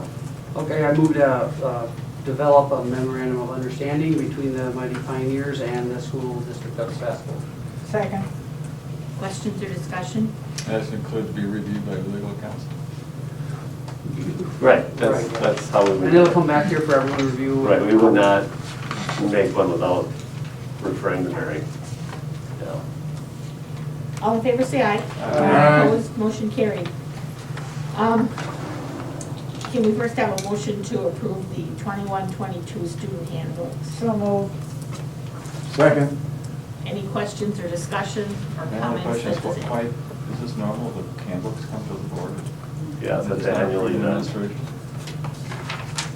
It's annually Is done. there a reason why we do that? Just so you are aware of it, so you know what's going on in the So why school. just you said to give it to us as information? Because then when you approve it, we know you read it.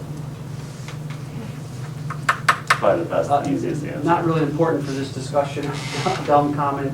Is the parking section gonna have to be updated, or actually, will the kids still park over there? at the new The parking? kids will still park out there, Oh, we're that's gonna assign numbers to them. Sure. And I think, I was just I'm curious. Mr. Brown, assuming we're letting the seniors paint their spots every year like we did this year. It's our plan, yeah, the seniors, that's what we'd like to offer to them as part of the homecoming activities this year. I was just curious, it was a silly question, because I know we're changing, but it says we park over there like it does currently, so we're gonna keep it that way, so no change. Principals have anything that you want to note out of the handbooks? We print a nice handbook for the kids to carry around with them, so they have it with them all the time. So, the timeline is difficult for us. I'd really like to push this back to June so we can review it. And I did email the company, we have a contract with them, and said, this really asks us to make decisions before we even end a year or have time to reflect. But their printing deadlines require this, so I'm looking for other options because I really would like to have more time to review it. But I did review this with our entire staff, and we had some subcommittees that focused on a few specific parts. And hard to evaluate everything during the COVID year, but we feel like this still reflects the board's intentions for our student body. You know, so that's another reason why I like to have you read it and approve it, because then, you know, we have consensus on what our expectations are for kids. Maybe some meeting when you get them done, you can bring a handbook here so people that haven't seen it see how nice it is. Yeah, it's a. Any other questions or discussion on handbooks? Hearing none, all in favor, say aye. Aye. Opposed, motion carried. Policies and bylaws, policy 013.1. Since we had discussions so many times in a row about policies, I met with Mary Gerbig and asked her if there's a simpler way of doing our policies than we've been doing. She added the blue paragraph in the middle there, bylaws and policies shall be adopted, amended, repealed, or suspended by a majority vote of the board. The board may do so either the first, second reading process by the full board or by the following alternative process. The board policy committee, as properly noticed meetings, will review proposed bylaw and policy modifications with any supporting rationale and prepare a written report of recommended proposed modifications for consideration by the board. The board may then take action to approve the recommended bylaw or policy modifications as submitted by the board policy committee. So you're giving more latitude to the committee, and then it comes to the board. And you can always say, when you get the report in advance, you can always say, well, policy, whichever number, I want to pull that one out like we do with the consent agenda, so I want further discussion on that one. But it gives you the alternate process of having it. Mary and I talked quite a bit. She recommended to the district years ago to go towards Neola, like a lot of districts have, and now it's become cumbersome, and so she's recommending this language change.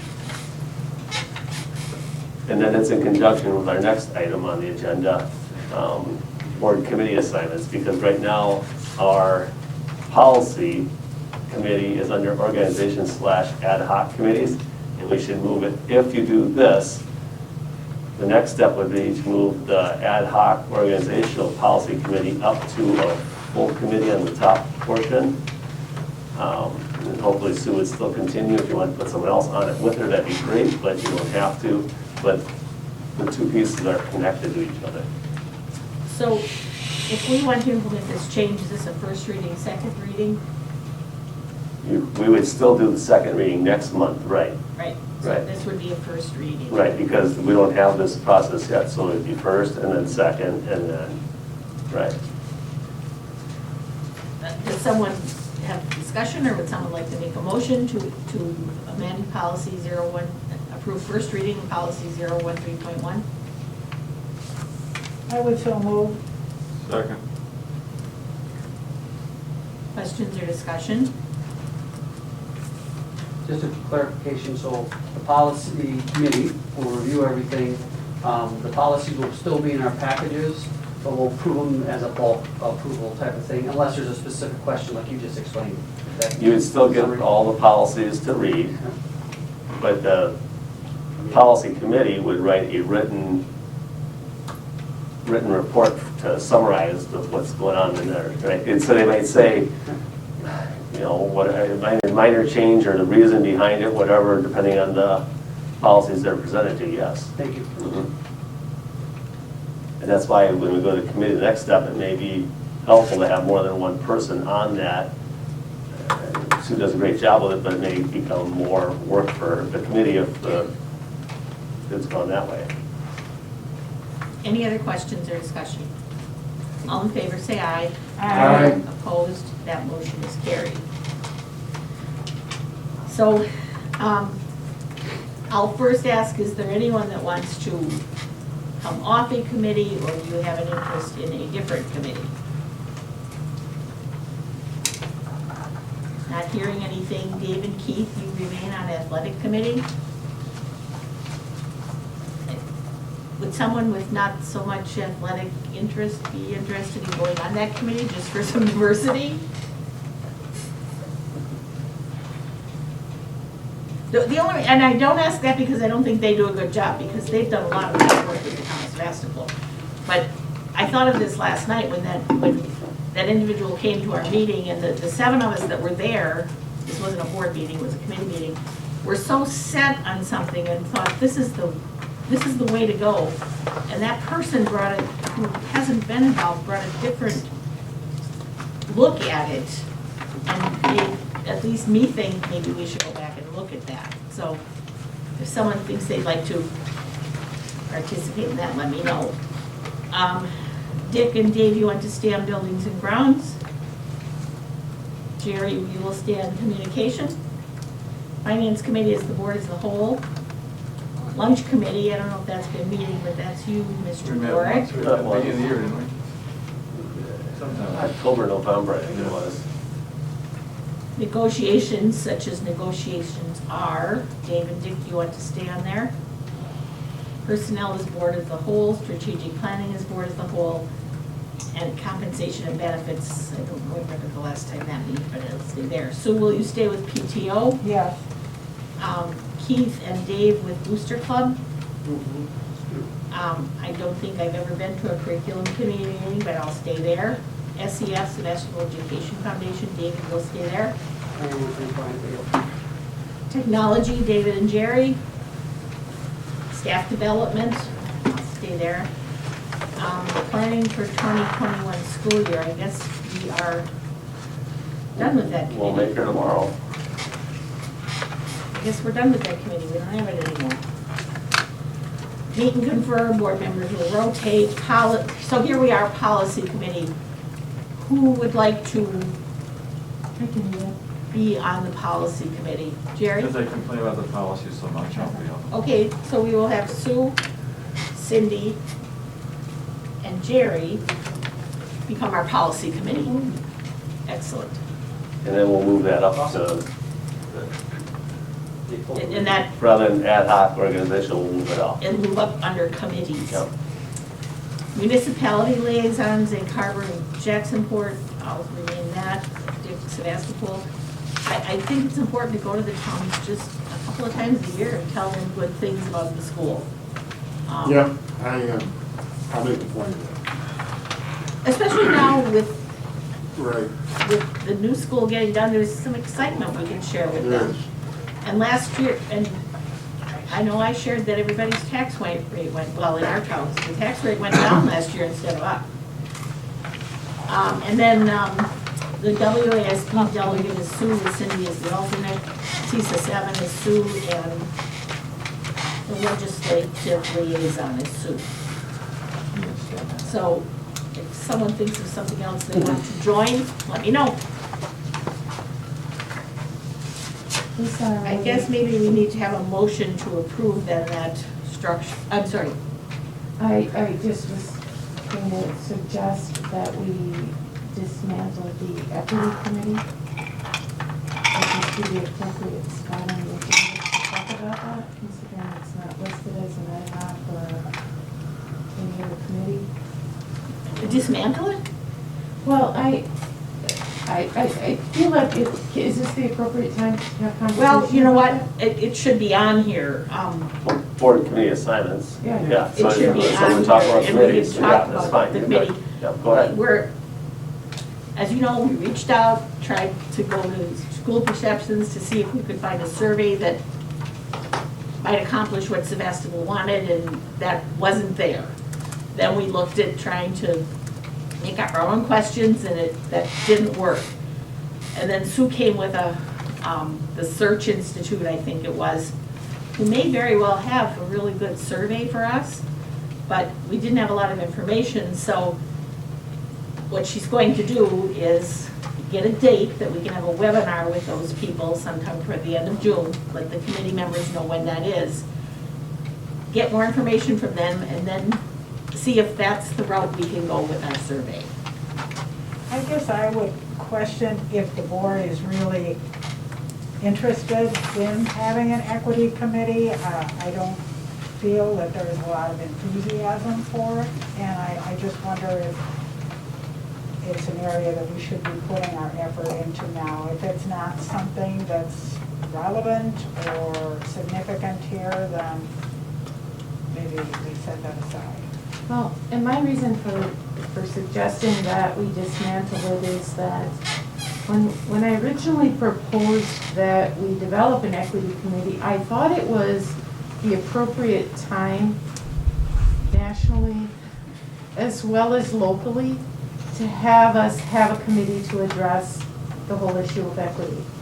And I feel like even from the start that there wasn't a lot of enthusiasm and energy around that. We had no buy-in to have other voice at the table of students and or community members.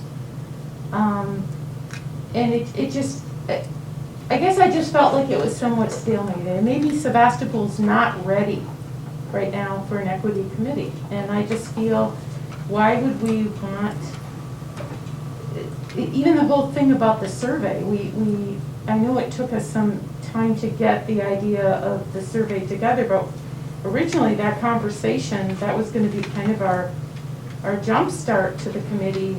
And we were hoping to get that delivered before the end of the school year, and here we are at the end of the school year. So I guess I just feel, when I originally proposed we have an equity committee, I guess I don't feel like the vision and the mission is aligned to my original suggestion. So I'm just suggesting we dismantle and maybe revisit it at a future date when Sevastopol's ready.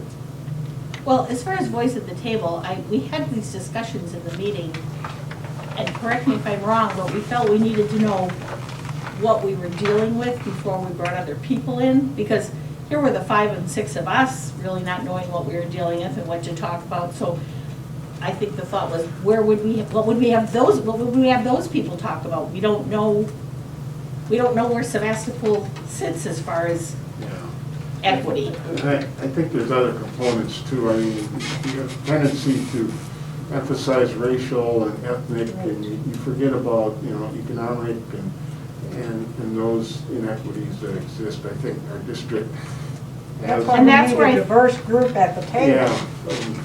And we don't have that. Well, the only difference, I think, in this committee with equity, when you're having students and other folks in, all the other committees, the athletic, property, communications, finance, are all either board members or the staff members that are related to it.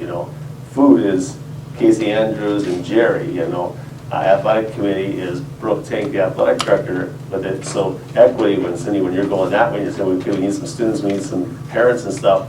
That's more than a board committee, and that's, you know what I mean? It's not the same as all the others on that list. You're looking, it's a bigger thing than a board committee. That it's more than the board, it's more than the staff here. It's broader.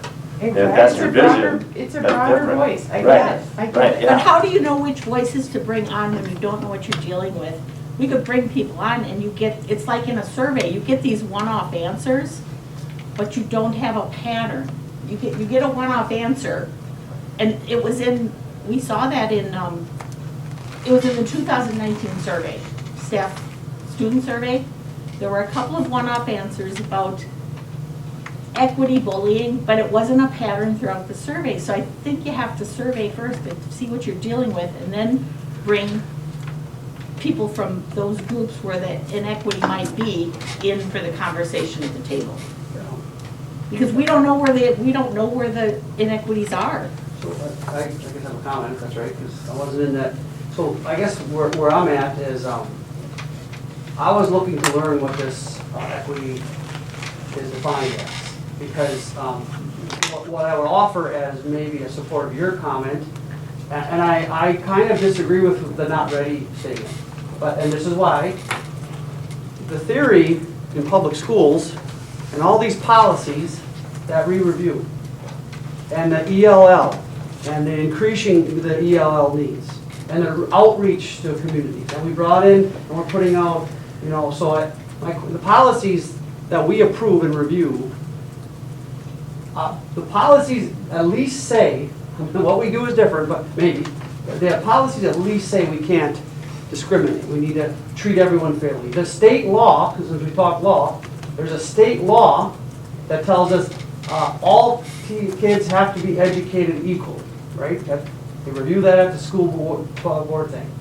So I guess my question is, and I am continuing to understand the large challenges in this country. And of course, I have ideas for fixing them, but people aren't implementing them, just like Wi-Fi. We know what to do in Wi-Fi, but we're going to do it. So who is supposed to do it? So my only thing, I was kind of looking to learn something about what equity actually meant, other than the high 70,000 cool buzzwords, like really the nitty gritty, like where we could actually start to grasp onto, oh, let's tweak the program here, let's do this.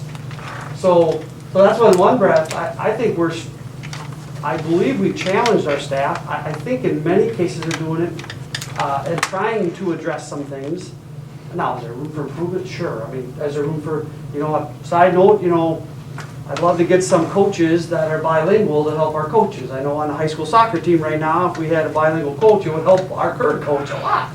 And then we could trickle that down into the Mighty Pioneers, we could plug that in there.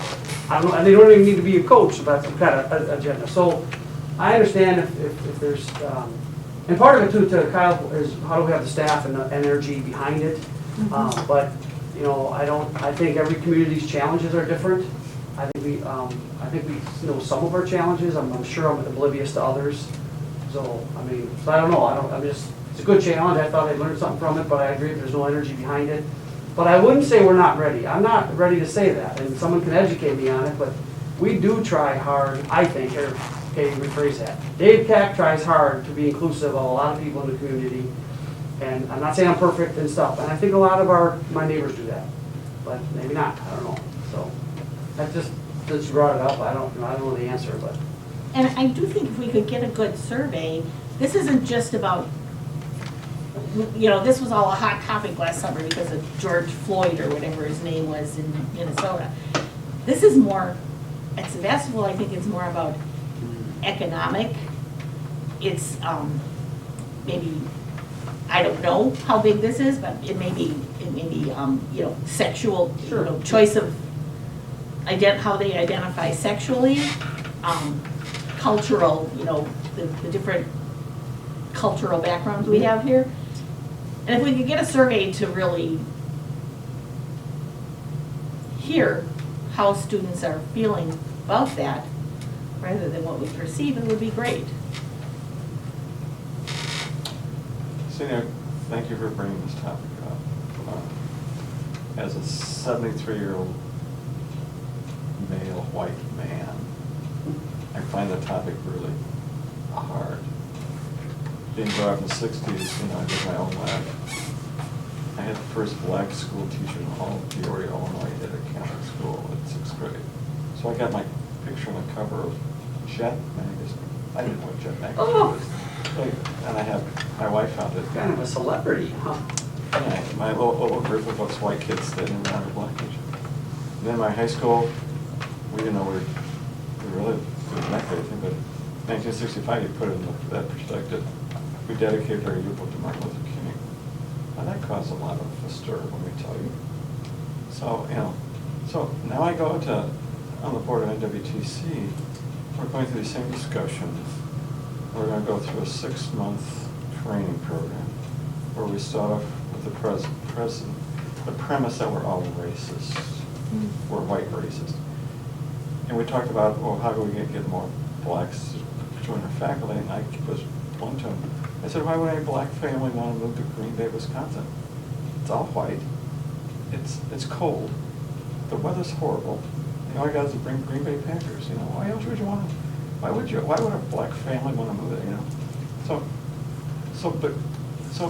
But to me, the most challenging thing I have discovered of inequalities on this school board, looking at the students we deal with and the families we deal with, and I don't know how you deal with this, but all students don't get the same level of parenting, and that is so important. That's where it all starts. Now, I think I talked to them. If kids can read at a 5th grade level by 5th grade, that is so important to become successful in the rest of the, so So I think there's simple things we can do without getting into the door. Because I think that the population, at least the population of them, are really getting, there's going to be a reaction to a lot of this going on right now. You know, and I hear black people, and black professors talking about, be careful, you know, the white population is going to take it just so far. And I don't want to see what the reaction is going to be. But I do think it's a little school district, and pretty, you know, there's a weight with something. We are challenged with minorities, not basically, you know, brown minorities, or whatever you call them, brown, Hispanic minorities. So I think it's created a challenge in how we deal with it and how we get above it, and what can we do to assure those kids come out in the same ability to compete as everybody else. So I don't know. I turn to you, kind of to you, but you know, how do we? I don't think we can take care of the whole.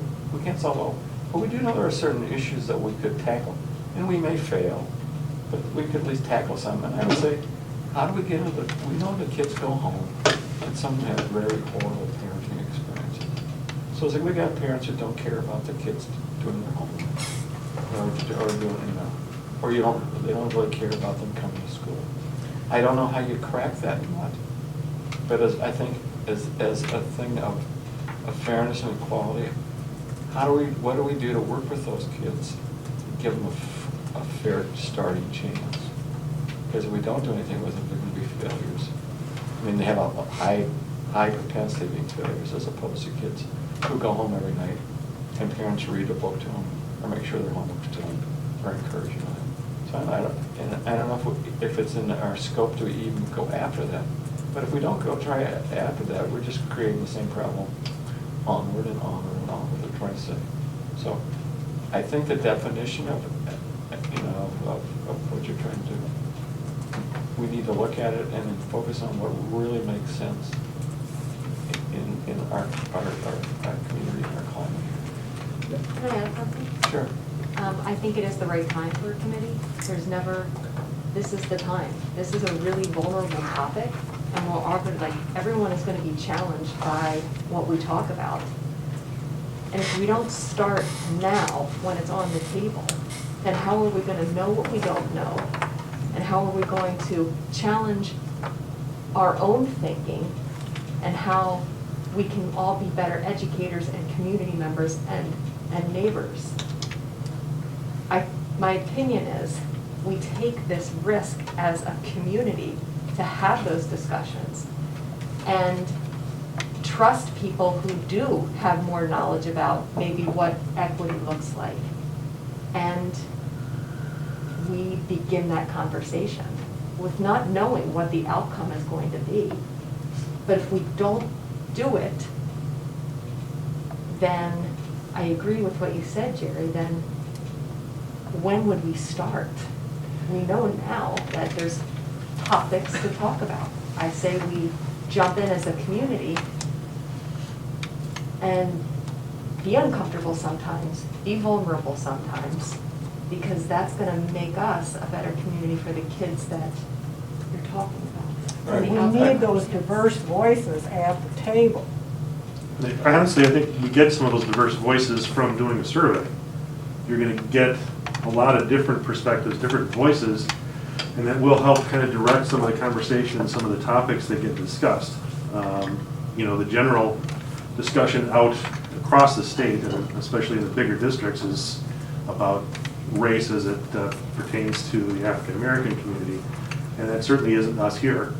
I really do think that we need to drill down a little bit to try and figure out what it is that we need to address, and the way we can get those voices, and then figure out whose expertise we need to bring on board to try and address those issues, is to go about doing a quality survey that we've talked about. But I think the key is how are you going to do the survey? Because the stereotype of this, when we use the term diversity, is we automatically go into black, white type, brown, and then, you know, issues which, as opposed to, which is going to blow things up and you're never going to get anything done, as opposed to, okay, let's go at some other issues of diversity which we normally don't talk about as diversity.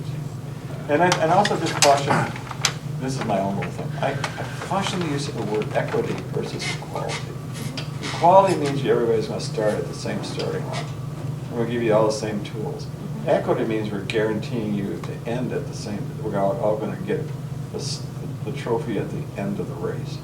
And that's not always possible, but equality. And so, you know, I think it'd be interesting, just so we don't get into the, I mean, I think you're talking about, and I think you all in this little community, you can do it. You can put a new model together of how you really want to discuss this issue and put new definitions to the issue, as opposed to what I'm working at down in Green Bay is we're all white racists sitting at this table. And you know, that just turns me off right away. I mean, and I always go back and try to say, well, let's go back and talk about why are our students coming here that have high school diplomas can't read and write? Why do we have these special programs? Well, that's beyond our control. We can't do that. You know, it's almost like, and don't take me wrong, it's almost like within education, where we did it in healthcare one time. We don't want, because this is on TV, isn't it? But anyway, NWTC has all the data on all of these schools in the TC district. If we wanted to drill down, we could tell you what schools are performing well and what schools are not performing well based upon how prepared students are coming to TC with diplomas in hand. But we have to do extra resources to get them up to the level of being able to get into TC, even though they have the diplomas as they should. It really bugs me, and it's almost like we don't want to rustle all of our school districts, you know. Well, in healthcare, we did that a long time. There would be doctors that they said they could do a great job, and we knew they couldn't do a great job, and eventually the feds told us, you got to report all that stuff, now it's all, we used to keep all that stuff secret. But anyway, I think there's a way to do it, and a way to do it where we can really get to some real issues, but which may not be normally classified in the area of diversity, but differences in certain things about the way, how well our kids are prepared by their families when they come to school. You know, and that takes, and I don't know what you're going to do with it, but at least you got the data, and then you can start brainstorming what to do about it. So, can I add something? I think the dialogue is important, but hear me out. Because those are, figure it out and all that cool stuff, but this makes sense right now. So the youth sports, right now we have 50% of our elementary signed up. And so if the school, instead of being, and we agreed to partner, but right now our hands are kind of hands off. We don't deal with elementary sports. Why? You know what happens in elementary sports? You get more coaches, which are grown adults, seeing all these kids. They start to see the home life. Coaches, yes, coaches will tell you, do your homework, it matters. Coaches will help kids with their homework. I've seen it. Right? I've done it, in fact. So we need, as a school, you want a discussion, let's talk about budget for elementary sports, because that's 50%. Now, not all kids love sports, but you know what, elementary, a lot of kids go out for sports that don't play sports in high school. So I'm just saying, while you guys are trying to define the problem, here is an avenue we can help kids with this summer. But nobody wants to touch it because that's not what school districts do. And that's not a fair statement. Kyle's very supportive, and we're trying to have this. But we got to find the challenges of how could we help these guys. Is there funding or whatever? Because what we've always done, because by the way, by the time you get to 6th grade, mental health issues have been fully blown up and started. Right? Am I wrong? So that's the thing, that the sooner the younger community you can get involved, and that's why I just threw out this, you know, is the school willing to take this on? If we're really serious, if we want to be serious about it, let's get them younger, find out the families, keep the reach out, grow that reach out so that we pick up cars, go pick them up, I'll go pick the kid up, you know, and bring them over to the team, or somebody else will, or another parent. We used to do that all the time. We're like, Jerry, you live on the south side, you pick up Jim and Steve, bring them over here, right? That's what we do in elementary sports. All parents do that. So I'm just thinking maybe the school, instead of sitting back and saying it's an isolated organization, because P.S. your staff is all over the youth sports, by the way. So maybe we need to talk seriously about it, and it is the time. And what would help a lot? Money. Because you know what we're trying to do, and that's why the Mike K Foundation, but maybe we need to get serious behind this to say, how do we make it like basically free, Because we got a bunch of volunteers trying to solve this problem that everyone else wants to talk about and put out public statements and stuff. Why don't we get on board and really help as a school district? And I am welcome to you to tell me why that's a bad idea, but if the things that we talk about, you really want to get better, because once a kid from a family, that young boy or girl realizes there's coaches that care about them, teamwork builds, language barriers can be overcome pretty quick, right? My daughter plays with soccer players right now that there's language barrier, but they're working through it, So that I see it, and granted not everyone's an awesome athlete, but in elementary there's a lot of little kids going out. They might be the next Einstein. They never play sports and things, but So it's just I think that's a worthy discussion for Someday. another agenda. I don't know that it pertains exactly. It does, but it's a whole other discussion that we can't mental fix. health and equity and how that does not fit in. But how Another the day. school gets involved in funding that is a whole other discussion that we can Well, have a discussion in a future month. I I would would say it's recommend, easy, yeah. so I would recommend that we give it to our experts and have them push and pull and formulate and come back to us with what they see through their eyes, because they're much closer to the problem than we are in the issues. And I would only add on to you, the other thing about Sevastopol is we have in this district a wealth of retired people who are fairly well educated and of means, and understand the value of education, because they have mucho degrees in their lives which allow them to come here, with the fruits of their degrees, they can come here now and retire. And I think we need to look at that option too, because, they're here. And a lot of school districts don't have that option. And I'm certain a lot of them would be happy, I would think, if you put the programs together and talk to them and got them involved, and certain movers and shakers anyway. But I think that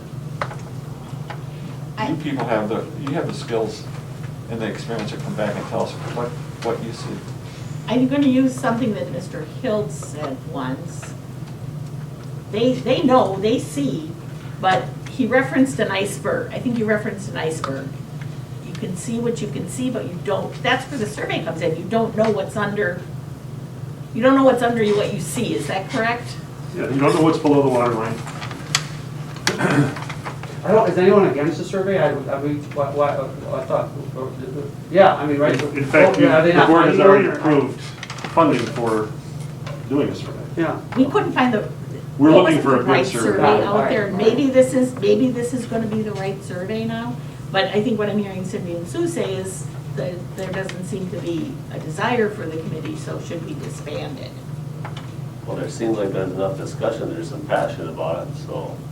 Well, and if the board is, that's great. I hadn't heard that before, but I am also concerned about the membership on the committee, and I know I'm alone in feeling that way maybe, but I know Judy Sargent, Dr. Sargent did express the same concern at our last meeting, and if we aren't going to move forward, I don't want to waste her time and resources.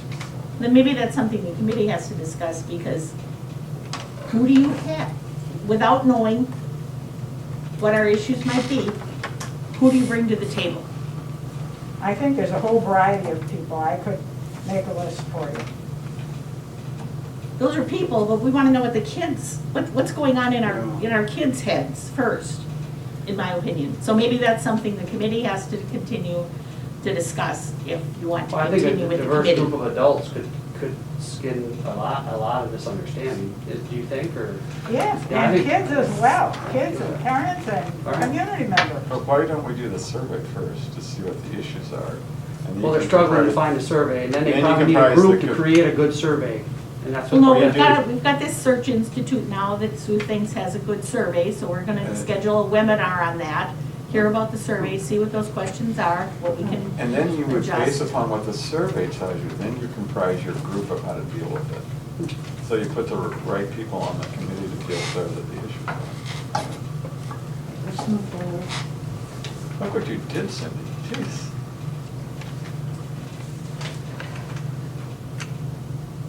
So I'm hearing the board say they think that the committee is of value, and we should continue with it if the members want to continue to serve.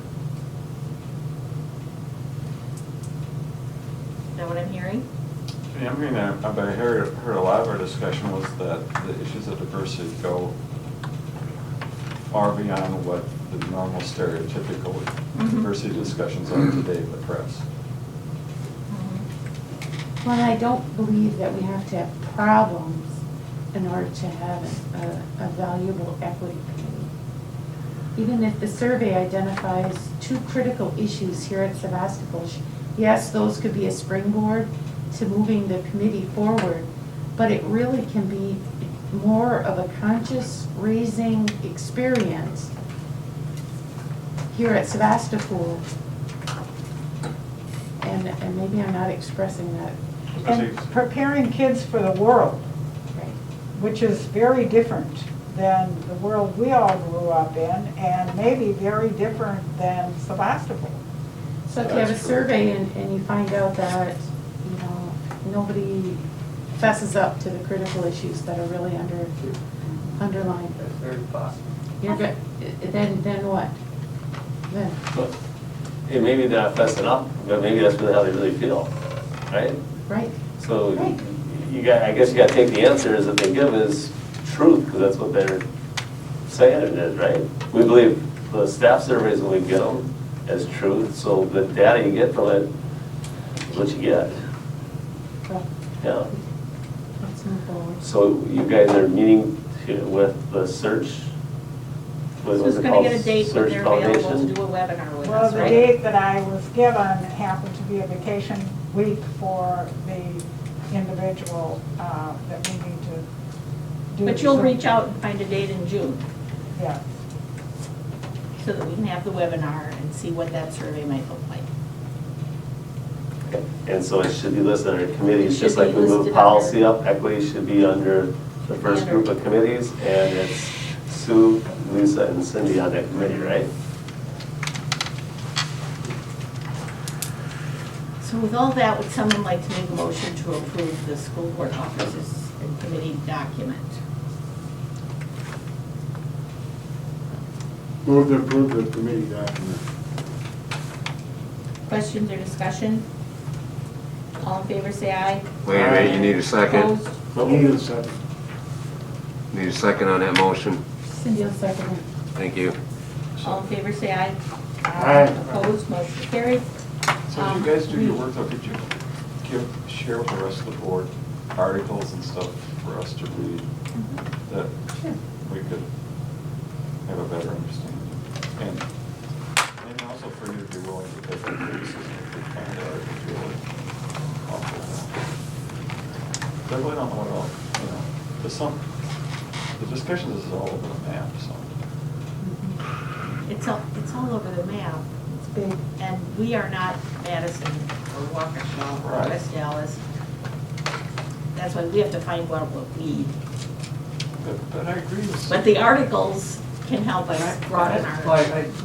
for what's worth, and I'm kind of trying to, don't understand, I guess, with Cindy being involved and your comments and then further dismantle, but I do agree there's something, and just getting something to help us all start to learn a little bit, and perspectives, because that's what this is right about, learning different perspectives, because white people in the white communities don't get it, I guess, right? So that's, and, you know, so even though, you know, so I think that's what, you know, we gotta start getting something, so. And I think- Well, that could be a goal of the committee is board education. Yeah, so that enrichment or enlightenment that you talked about is, yeah, it has to start with education, right? But I think Education is key. Sue brings up an issue, and I have no idea, you educators, how you need this. But preparing our kids when they graduate out of here, they're leaving Shangri-La. And the world on the other side of the bridge is a lot different. Yes, it is. And how you prepare them. Especially if they're gonna go to school in Chicago, Madison. Madison. Yeah. It's it's kind of like, oh my God. So how do you prepare for reality is what it is. So how far are we from the 5-year graduate survey? It's 18 months or 2 years, must be 3 years away. We had the 2019 survey, I don't know if everybody read it. There wasn't a strong, you didn't prepare me for, I'm not comfortable where I am, you didn't prepare me. There were a couple of one-off comments, but there wasn't a strong, so maybe we are doing an okay job. I don't know, we don't know that, and that's what the committee's I about. just challenge 1 year out, 2 years out. You haven't matured enough to know that you want to. Well, that's why I asked, where are we with the 5-year survey? But I guess that's a few years out. So we'll keep working on this.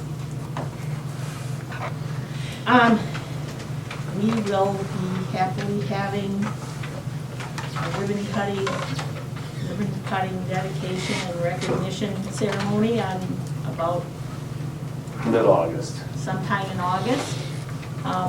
So Forgot to educate. Forgot G, didn't you? G, we moved out forward the with beginning. the group. Oh, that's right. Do we have a date, a specific date? We don't yet because of construction, we don't know for sure. Okay. But my recommendation would be put together a committee to prepare, and then as we get closer to time, know exactly what we're doing. okay, we've worked on a couple of these things that there are ideas for, but we won't discuss them here tonight. I think Mr. Leakey thought a couple of the administrators, they have some ideas. Are there a couple of board members that would like to? I'm sorry, the ribbon cutting ceremony? The I think it'd be dedication. nice if we had a committee formed to prepare for that when we get closer to that time.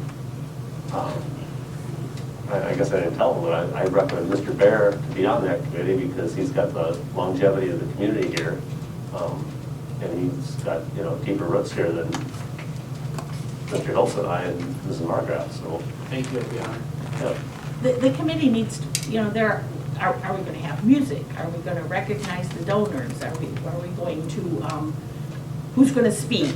Cut the ribbon. There's all kinds of things that go into You'll that. be here before you know it. Right, that's why it'd be nice if in June, early July, the committee got ready to tell us at the July meeting at the latest, this is what we're gonna do in August. And then Myron will be able to tell us, yeah, you can have a ribbon cutting after such and such a date, because they'll know the process of the building. Getting it out on the press and inviting people. There's a lot of moving parts to it, so when someone who would like to. Does Myron have anybody, they do this a lot. I suppose they have a little handbook to help you on your ribbon cutting. Myron will help along the way, yes, yes. It's not new. Megan Prestabach will help lead the charge, but I think we should have a couple board members and at least Mr. Bear from the administrative team on that committee. I'm not trying to exclude Mr. Hill and Ms. Margraf, they want to jump on too. I'd be happy to. Okay, I would do that too. okay. And I'm going to stay on that committee because I've been working on it. If you want another administrator other than Mr. Bear, is that good enough? Happy to help. Mrs. Margraf said she would help if you Yeah. wanted. Yep, no, that's great. What? I don't know if she heard that. I don't Oh. know. Thank you. I don't miss volunteers, let me tell He's you. automatically on. Just so we have a charge, do we want to set a meeting date for original meeting, or This is elementary. do you want me to send out some meeting dates? What would be the, Kyle, are you Well, going to do since that? most of the people are here, it'd be easier to pick a meeting date right now than try to go back and forth on email. Sounds great. So they don't have to come running back, because shouldn't we give them a budget figure? They can feel comfortable with them. Like $5,000 or something. So, it's going to cost them. Like a not to exceed? Yeah. Just so you can- Yeah. 3 months, that's good, yeah. $5,000 will be plenty. Okay, I'm fine. Yeah, that'll be But plenty for this you project. only do this once. Okay, I'm just So you saying. need So you wanna do it move to nice. approve $5,000 not to exceed budget for Not to $65,000, the but additional ribbon cutting ceremony dedication recognition team. and the rest of you, if you think that's too much, You want yeah, that? I don't know. It's not an action item. Oh, sorry, thank you. Disregard. can make Maybe a we come suggestion. back with Okay. a possible budget in. Well, I think you already got a number, so. Well, we'll do that in June, and they got July and part of August to go there. So administrators, you're the ones that are moving around. Do you have a date, any dates in mind? Let's meet early in June. Put your two calendars together. She's saying you two put your calendars together first. Just shoot us a couple options. Yeah, first week in June, No. Most of my vacation is in June. okay, all right. Melissa and I will send some. Yeah. That'd be great. The week of the 14th, like 14th, 15th, or 16th would be ideal. That's the week of our anniversary, and we're going to Jamaica with the family, so we got kids there. Okay, It's the only vacation I'm we'll taking. shoot some That'd be great. emails to you, or an email with dates tomorrow. Can we do that tomorrow? Yeah. Maybe Claire, one of Mr. Fair and Mrs. Margaret's anniversary, Mr. and Mrs. Fair. Thank you. The way he said it's our anniversary. It's not- We work together pretty closely, yeah. Mr. and Mrs. Fair's anniversary. Then we have staffing needs for 21, 22. Let's turn the floor over to Mrs. Margraf. We have met as an administrative team, I don't know how many times on this, 3 times, 4 times, something, I don't know. So I'm passing out right now a much easier document with the data that's there that will help aid the discussion. It was originally in the board packet, but I looked at that and there was missing information. So I wanted you to have the updated.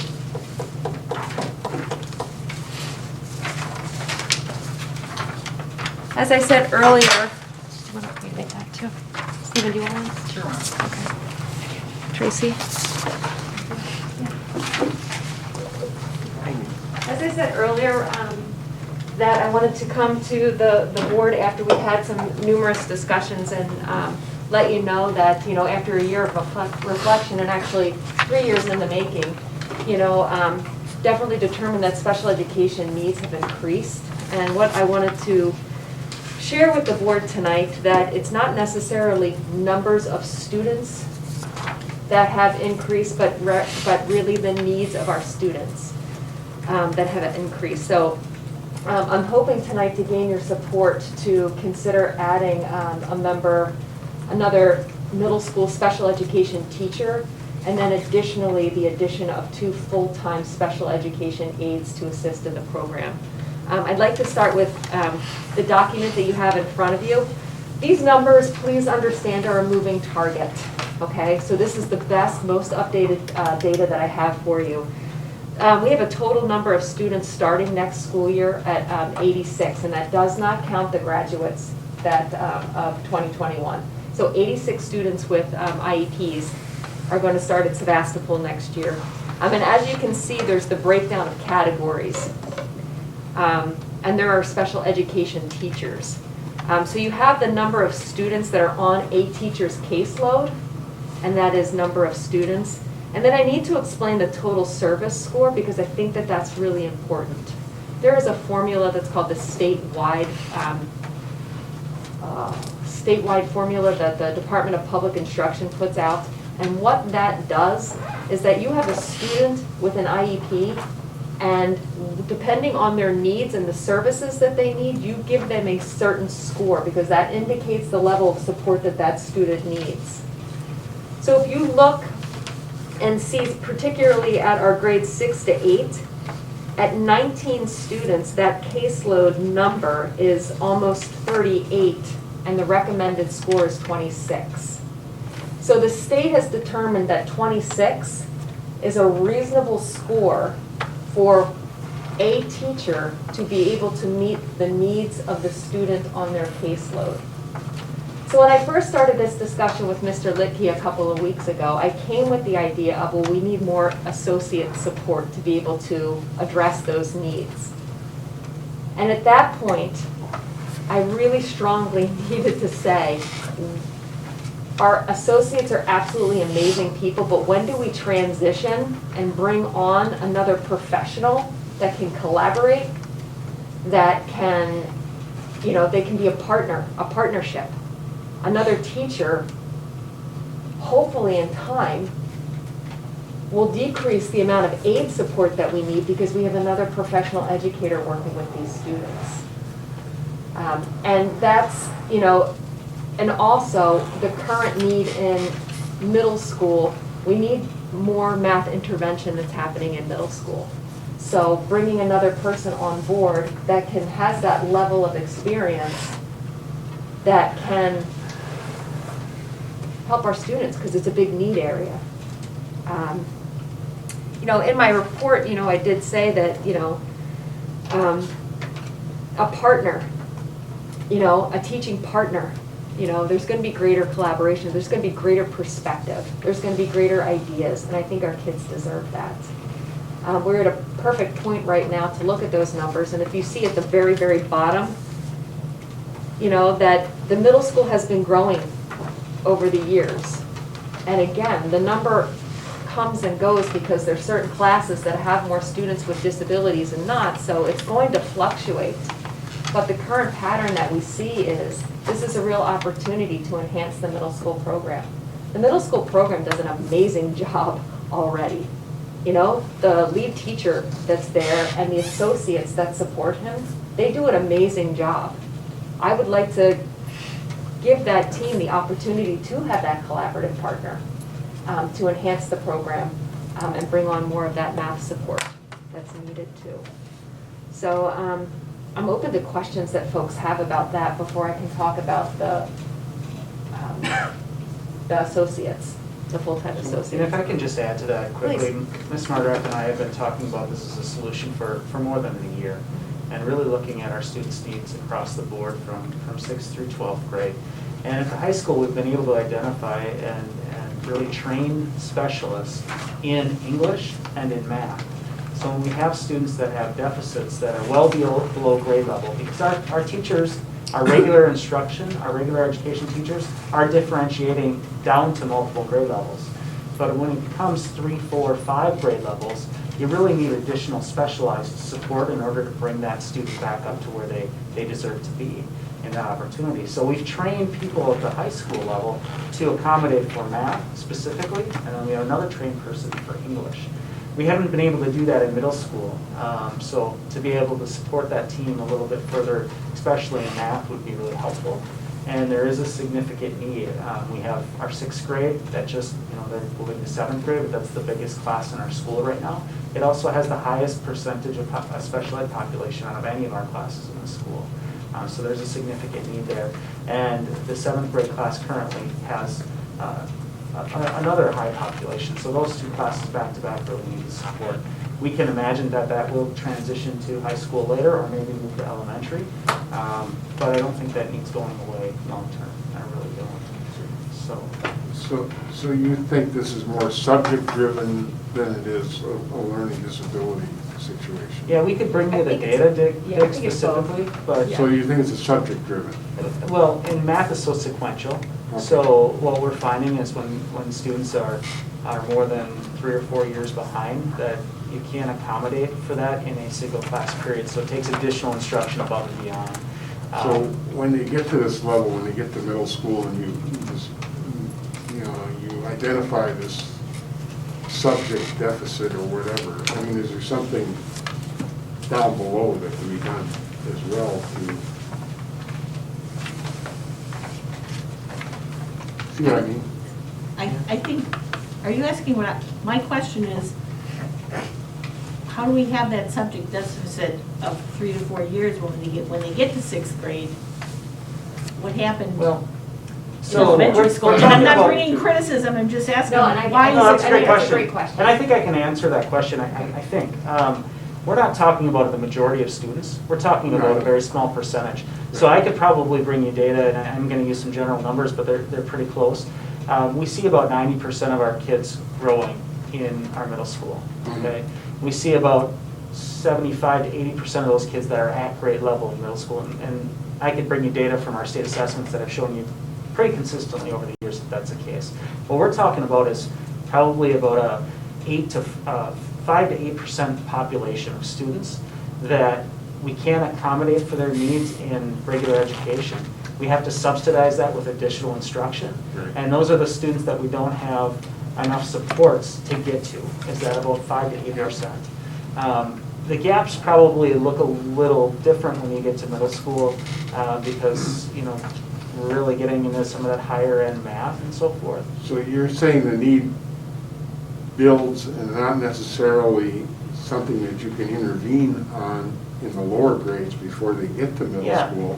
Yeah. But they just seem not able to rise Well, to and- the middle and- school level. Well, and no, and I guess, you know, our teachers are trained to accommodate our regular education teachers, our Right. regular math teacher in our regular classroom is trained to accommodate probably 2 or 3 grade levels above and below. So that's the differentiation range probably. Okay, so they can probably do that in 3rd grade because you're going down to 1st grade or kindergarten. You're going up to 5th grade and so forth. When you get to 6th grade or 7th grade or 8th grade and you're really reaching down to 3rd grade, to put that student in an algebra class, because we teach that in 8th grade, they don't have enough of the background knowledge to even, they actually, in some cases, and I just looked at my MAPS data this week actually, some of those kids are going backwards because everything that they're learning is foreign. It's foreign language to them. And so they're actually going backwards because we're not delivering any instruction at that point at their grade level. And so that's an area that we've watched for years, I think, Ms. Margaret. And we've said we want to do better for those students. And those students that I'm talking about, that 5 to 8%, they have specialized plans already. They have a learning disability in that. Okay. So it's not a regular ed population. These are students that have a learning disability in that. So it's a combination of the two. Well, it is too. When you look at elementary school too, a lot of those students have always had individualized small group instruction for math. So when we get to middle school, that doesn't necessarily happen in the same manner that it's happened in elementary school. So already, we don't have the appropriate structure for them. So they go from math in a more individualized small group setting in a special education classroom, and now we put them in a regular education classroom. We don't have the right structure in place for them to be as supported as they were in elementary school. So it's a lack of structure, it's a lack of support. It's So not, we just don't have the class and the teacher capacity we to don't have a have separate teacher class. capacity When you say to have, structure, to that's why have we need to hire another teacher. inclusive learning, right, when they're in the general ed setting, and then in a pull-out session, where they need that gap instruction to be able to get into the general ed class. We don't have that. We don't have enough support right now in the middle school to be able to do that, particularly in math. Yeah, and it's really the first time in 7th and 8th grade where in elementary school you have one class of 45 students, you know, and split between 2 teachers. When they get to that point, Mr. Newton has 100 students that he works with, you know, so he doesn't have the individual time or attention to meet all of the students' needs solely. That's where our special ed, our instructional aides come in. But we're splitting that between English, science, social studies, and math, all of those subject areas. So. Is it, so we went to this inclusion model, I mean, is this some feedback that, so we have kids that are 3 steps behind, but they still go to the classroom? They get support. And I agree with in you, the if classroom. they're teaching Polish, I ain't learning anything. So is that model still working? No, that's why we, no. Okay. So That's the why we're- inclusion that model model does might not- need to be, well- we're tweaking it. The idea would be, is if we had more of a structure where we could fill the gaps, then those students can get back into the general ed classroom where they belong with their peers, and nobody's speaking Polish anymore.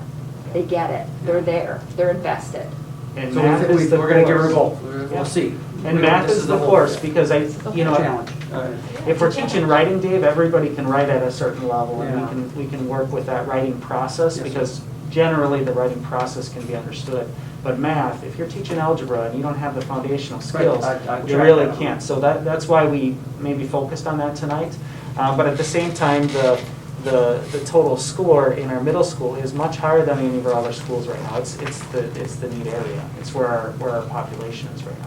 But Melissa, help me understand why we're not putting equal emphasis on the early childhood. That's the one, and I needed to bring that up too. Okay. That is the Because next that's one our- that I'm looking that- at. that's And I know, so that's the one, and I wanted to end with saying, the next area that I'm looking at, and one of the full-time aides, the additions, goes to that area. Okay. The other piece of that, why that score is so high, is that we have got a variety of students that we work in the Birth to 3 program. So they're not here in the building yet, but our therapists have to leave to go to their homes or to daycares to work with them. Some of the students that we have significant disabilities, which makes that score appear what it is. But early childhood is definitely the next program where I'm working really closely with that team. But the full-time aide that I'm, again, saying that we need goes directly to that program. One of them goes directly to that program. So the proposal is one One middle school, full-time middle school special special ed. education teacher and 2 aides. and 2 full-time special education aides, specifically to be able to go to work with some of our students who require one-to-one assistance to get through the day. We cannot have multiple students in a classroom when one student requires a significant amount of redirection and support. The other special education students in that classroom are not getting what they need. Melissa, why are you not asking for early childhood right now? Why are we, this is one of those festering things that's floating out there when we know it's bubbling. Why are we not being more aggressive with your request for early childhood? If you feel that strongly, I would suggest we ask tonight. I would like, 2 positions, 2 full-time teachers, and then whatever your associate, I mean, And 2 associates? it doesn't get better. I think we're, Well, right? did the superintendent have a recommendation on this? Yeah, I was gonna We say- sat down as a team and came up with this, and this is the direction we Yeah. should go. We Well, so don't- the question might be, Right. is it budget-driven, or we wanted to It's maybe both. step into it? It's all, or- it's a balancing act, but I think expanding 1 teacher and 2 aides is fair at this point. Yeah, I think we're out of time of our, I mean, this is what our team came up with, and all of a sudden you say, well, let's add another teacher. That's not, And they just look at the numbers. I'm telling you, that's not our recommendation. Our No. recommendation is 1 and 2. Right, the question might be is, what I think in Yeah. this discussion is your guys are being good stewards of the money, and you think because you're asking for 3 more staff members, and so that, okay, you're being conscious of that. And I think the only question she had, and I support the question, is if this is, so this problem in early childhood transitions to 3 to 5, and then it continues and transitions to 6 to 8, right? Just like we have in 7th grade right now. That has come through all the way through. And so I think it's a valid question for the board. So I think as a board person, just saying, if we unloosened the strings a little bit and said, would you come back? Well, maybe don't come back, and maybe not today, but I think the discussion could come back in months, not years. Well, I think what you got to understand is, like, as the school year floats through, the numbers change a little bit. Like, we switched an aide's assignment down to early childhood, was it 2 weeks ago? We got another student in there, so we do adjust on the fly. And we've discussed, does it have to be a middle school teacher? Should it be a 5, should they take 5, 6, and the other teacher takes 7, 8 or something? We've discussed all that, and we'll flex as we go. Adding 2 aides and 1 teacher this time will give us the manpower to handle the department. And That's how I feel. I'd definitely like to add though too, Cindy, I appreciate you bringing that up. I did talk with the the early childhood team too, and at that time, this is what their recommendation would be too, but I will keep you updated on those needs. So this was somewhat of a financial decision, but not solely financial. No, we looked at the numbers and the needs of the kids, and that drove it, because the original idea Ms. Margraf had was 4.58. 4.5 aides, and we said, okay, well, is that the best use of our, is that the best way of attacking this problem, or should we get another teacher in here? Aides are great, they're great, but a teacher's a trained professional, it has a higher level. So we adjusted, and it took, 3 discussions on this, and she went back and forth, and there was emails, and it was not just something we just said, oh, this is easier. Dollar-wise, it's probably about the same, because of what we pay a teacher compared to what we pay an aide. So I look at it as it's ongoing. It's ongoing. This is my 3rd year in this position, and it's unpredictable. You don't know the students that you're going to get.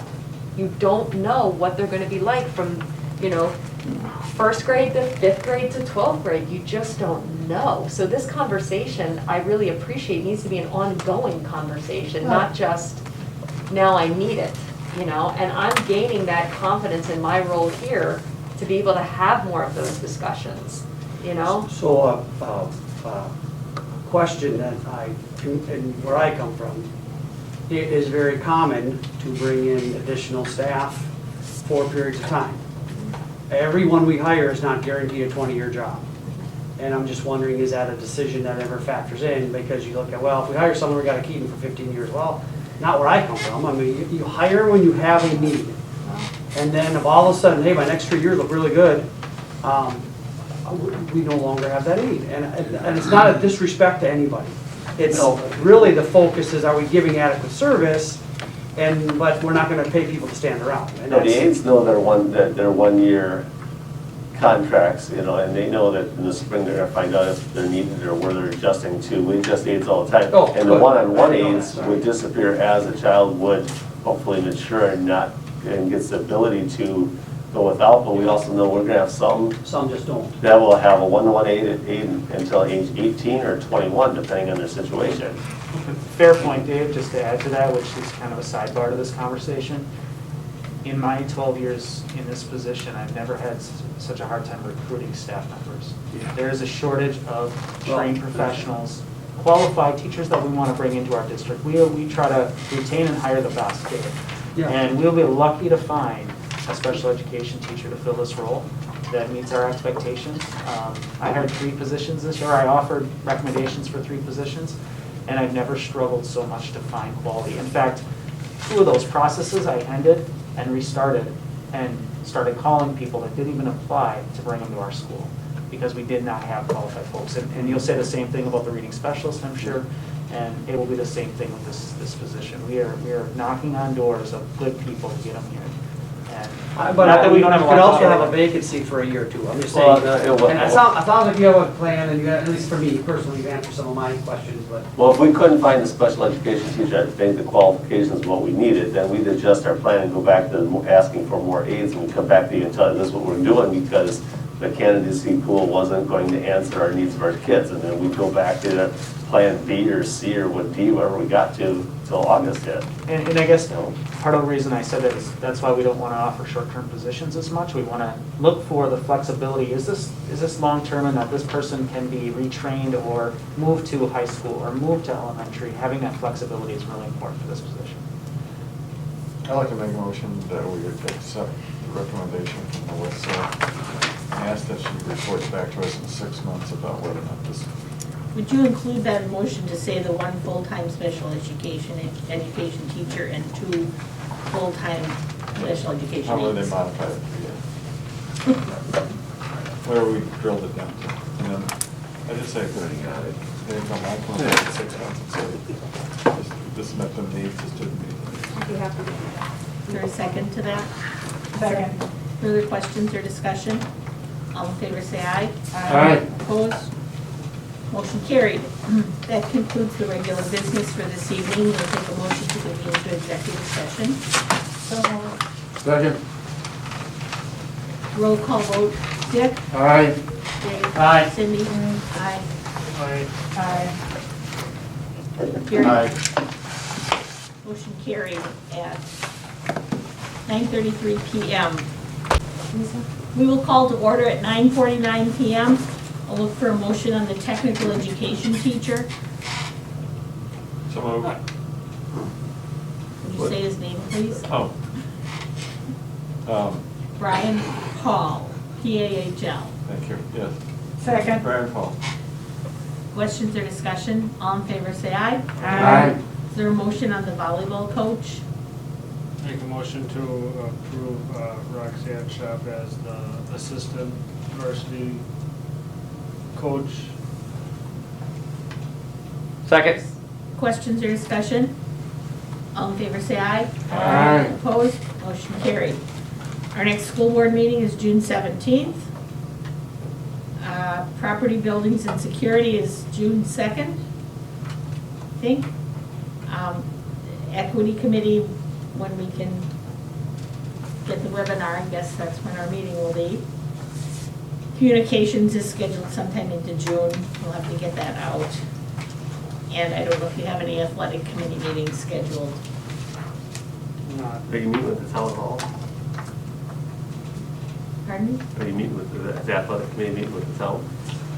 I think we don't have it scheduled. I think there was a movement, status, the ballpark progress and stuff like that. I thought they was supposed, didn't they want last night or something?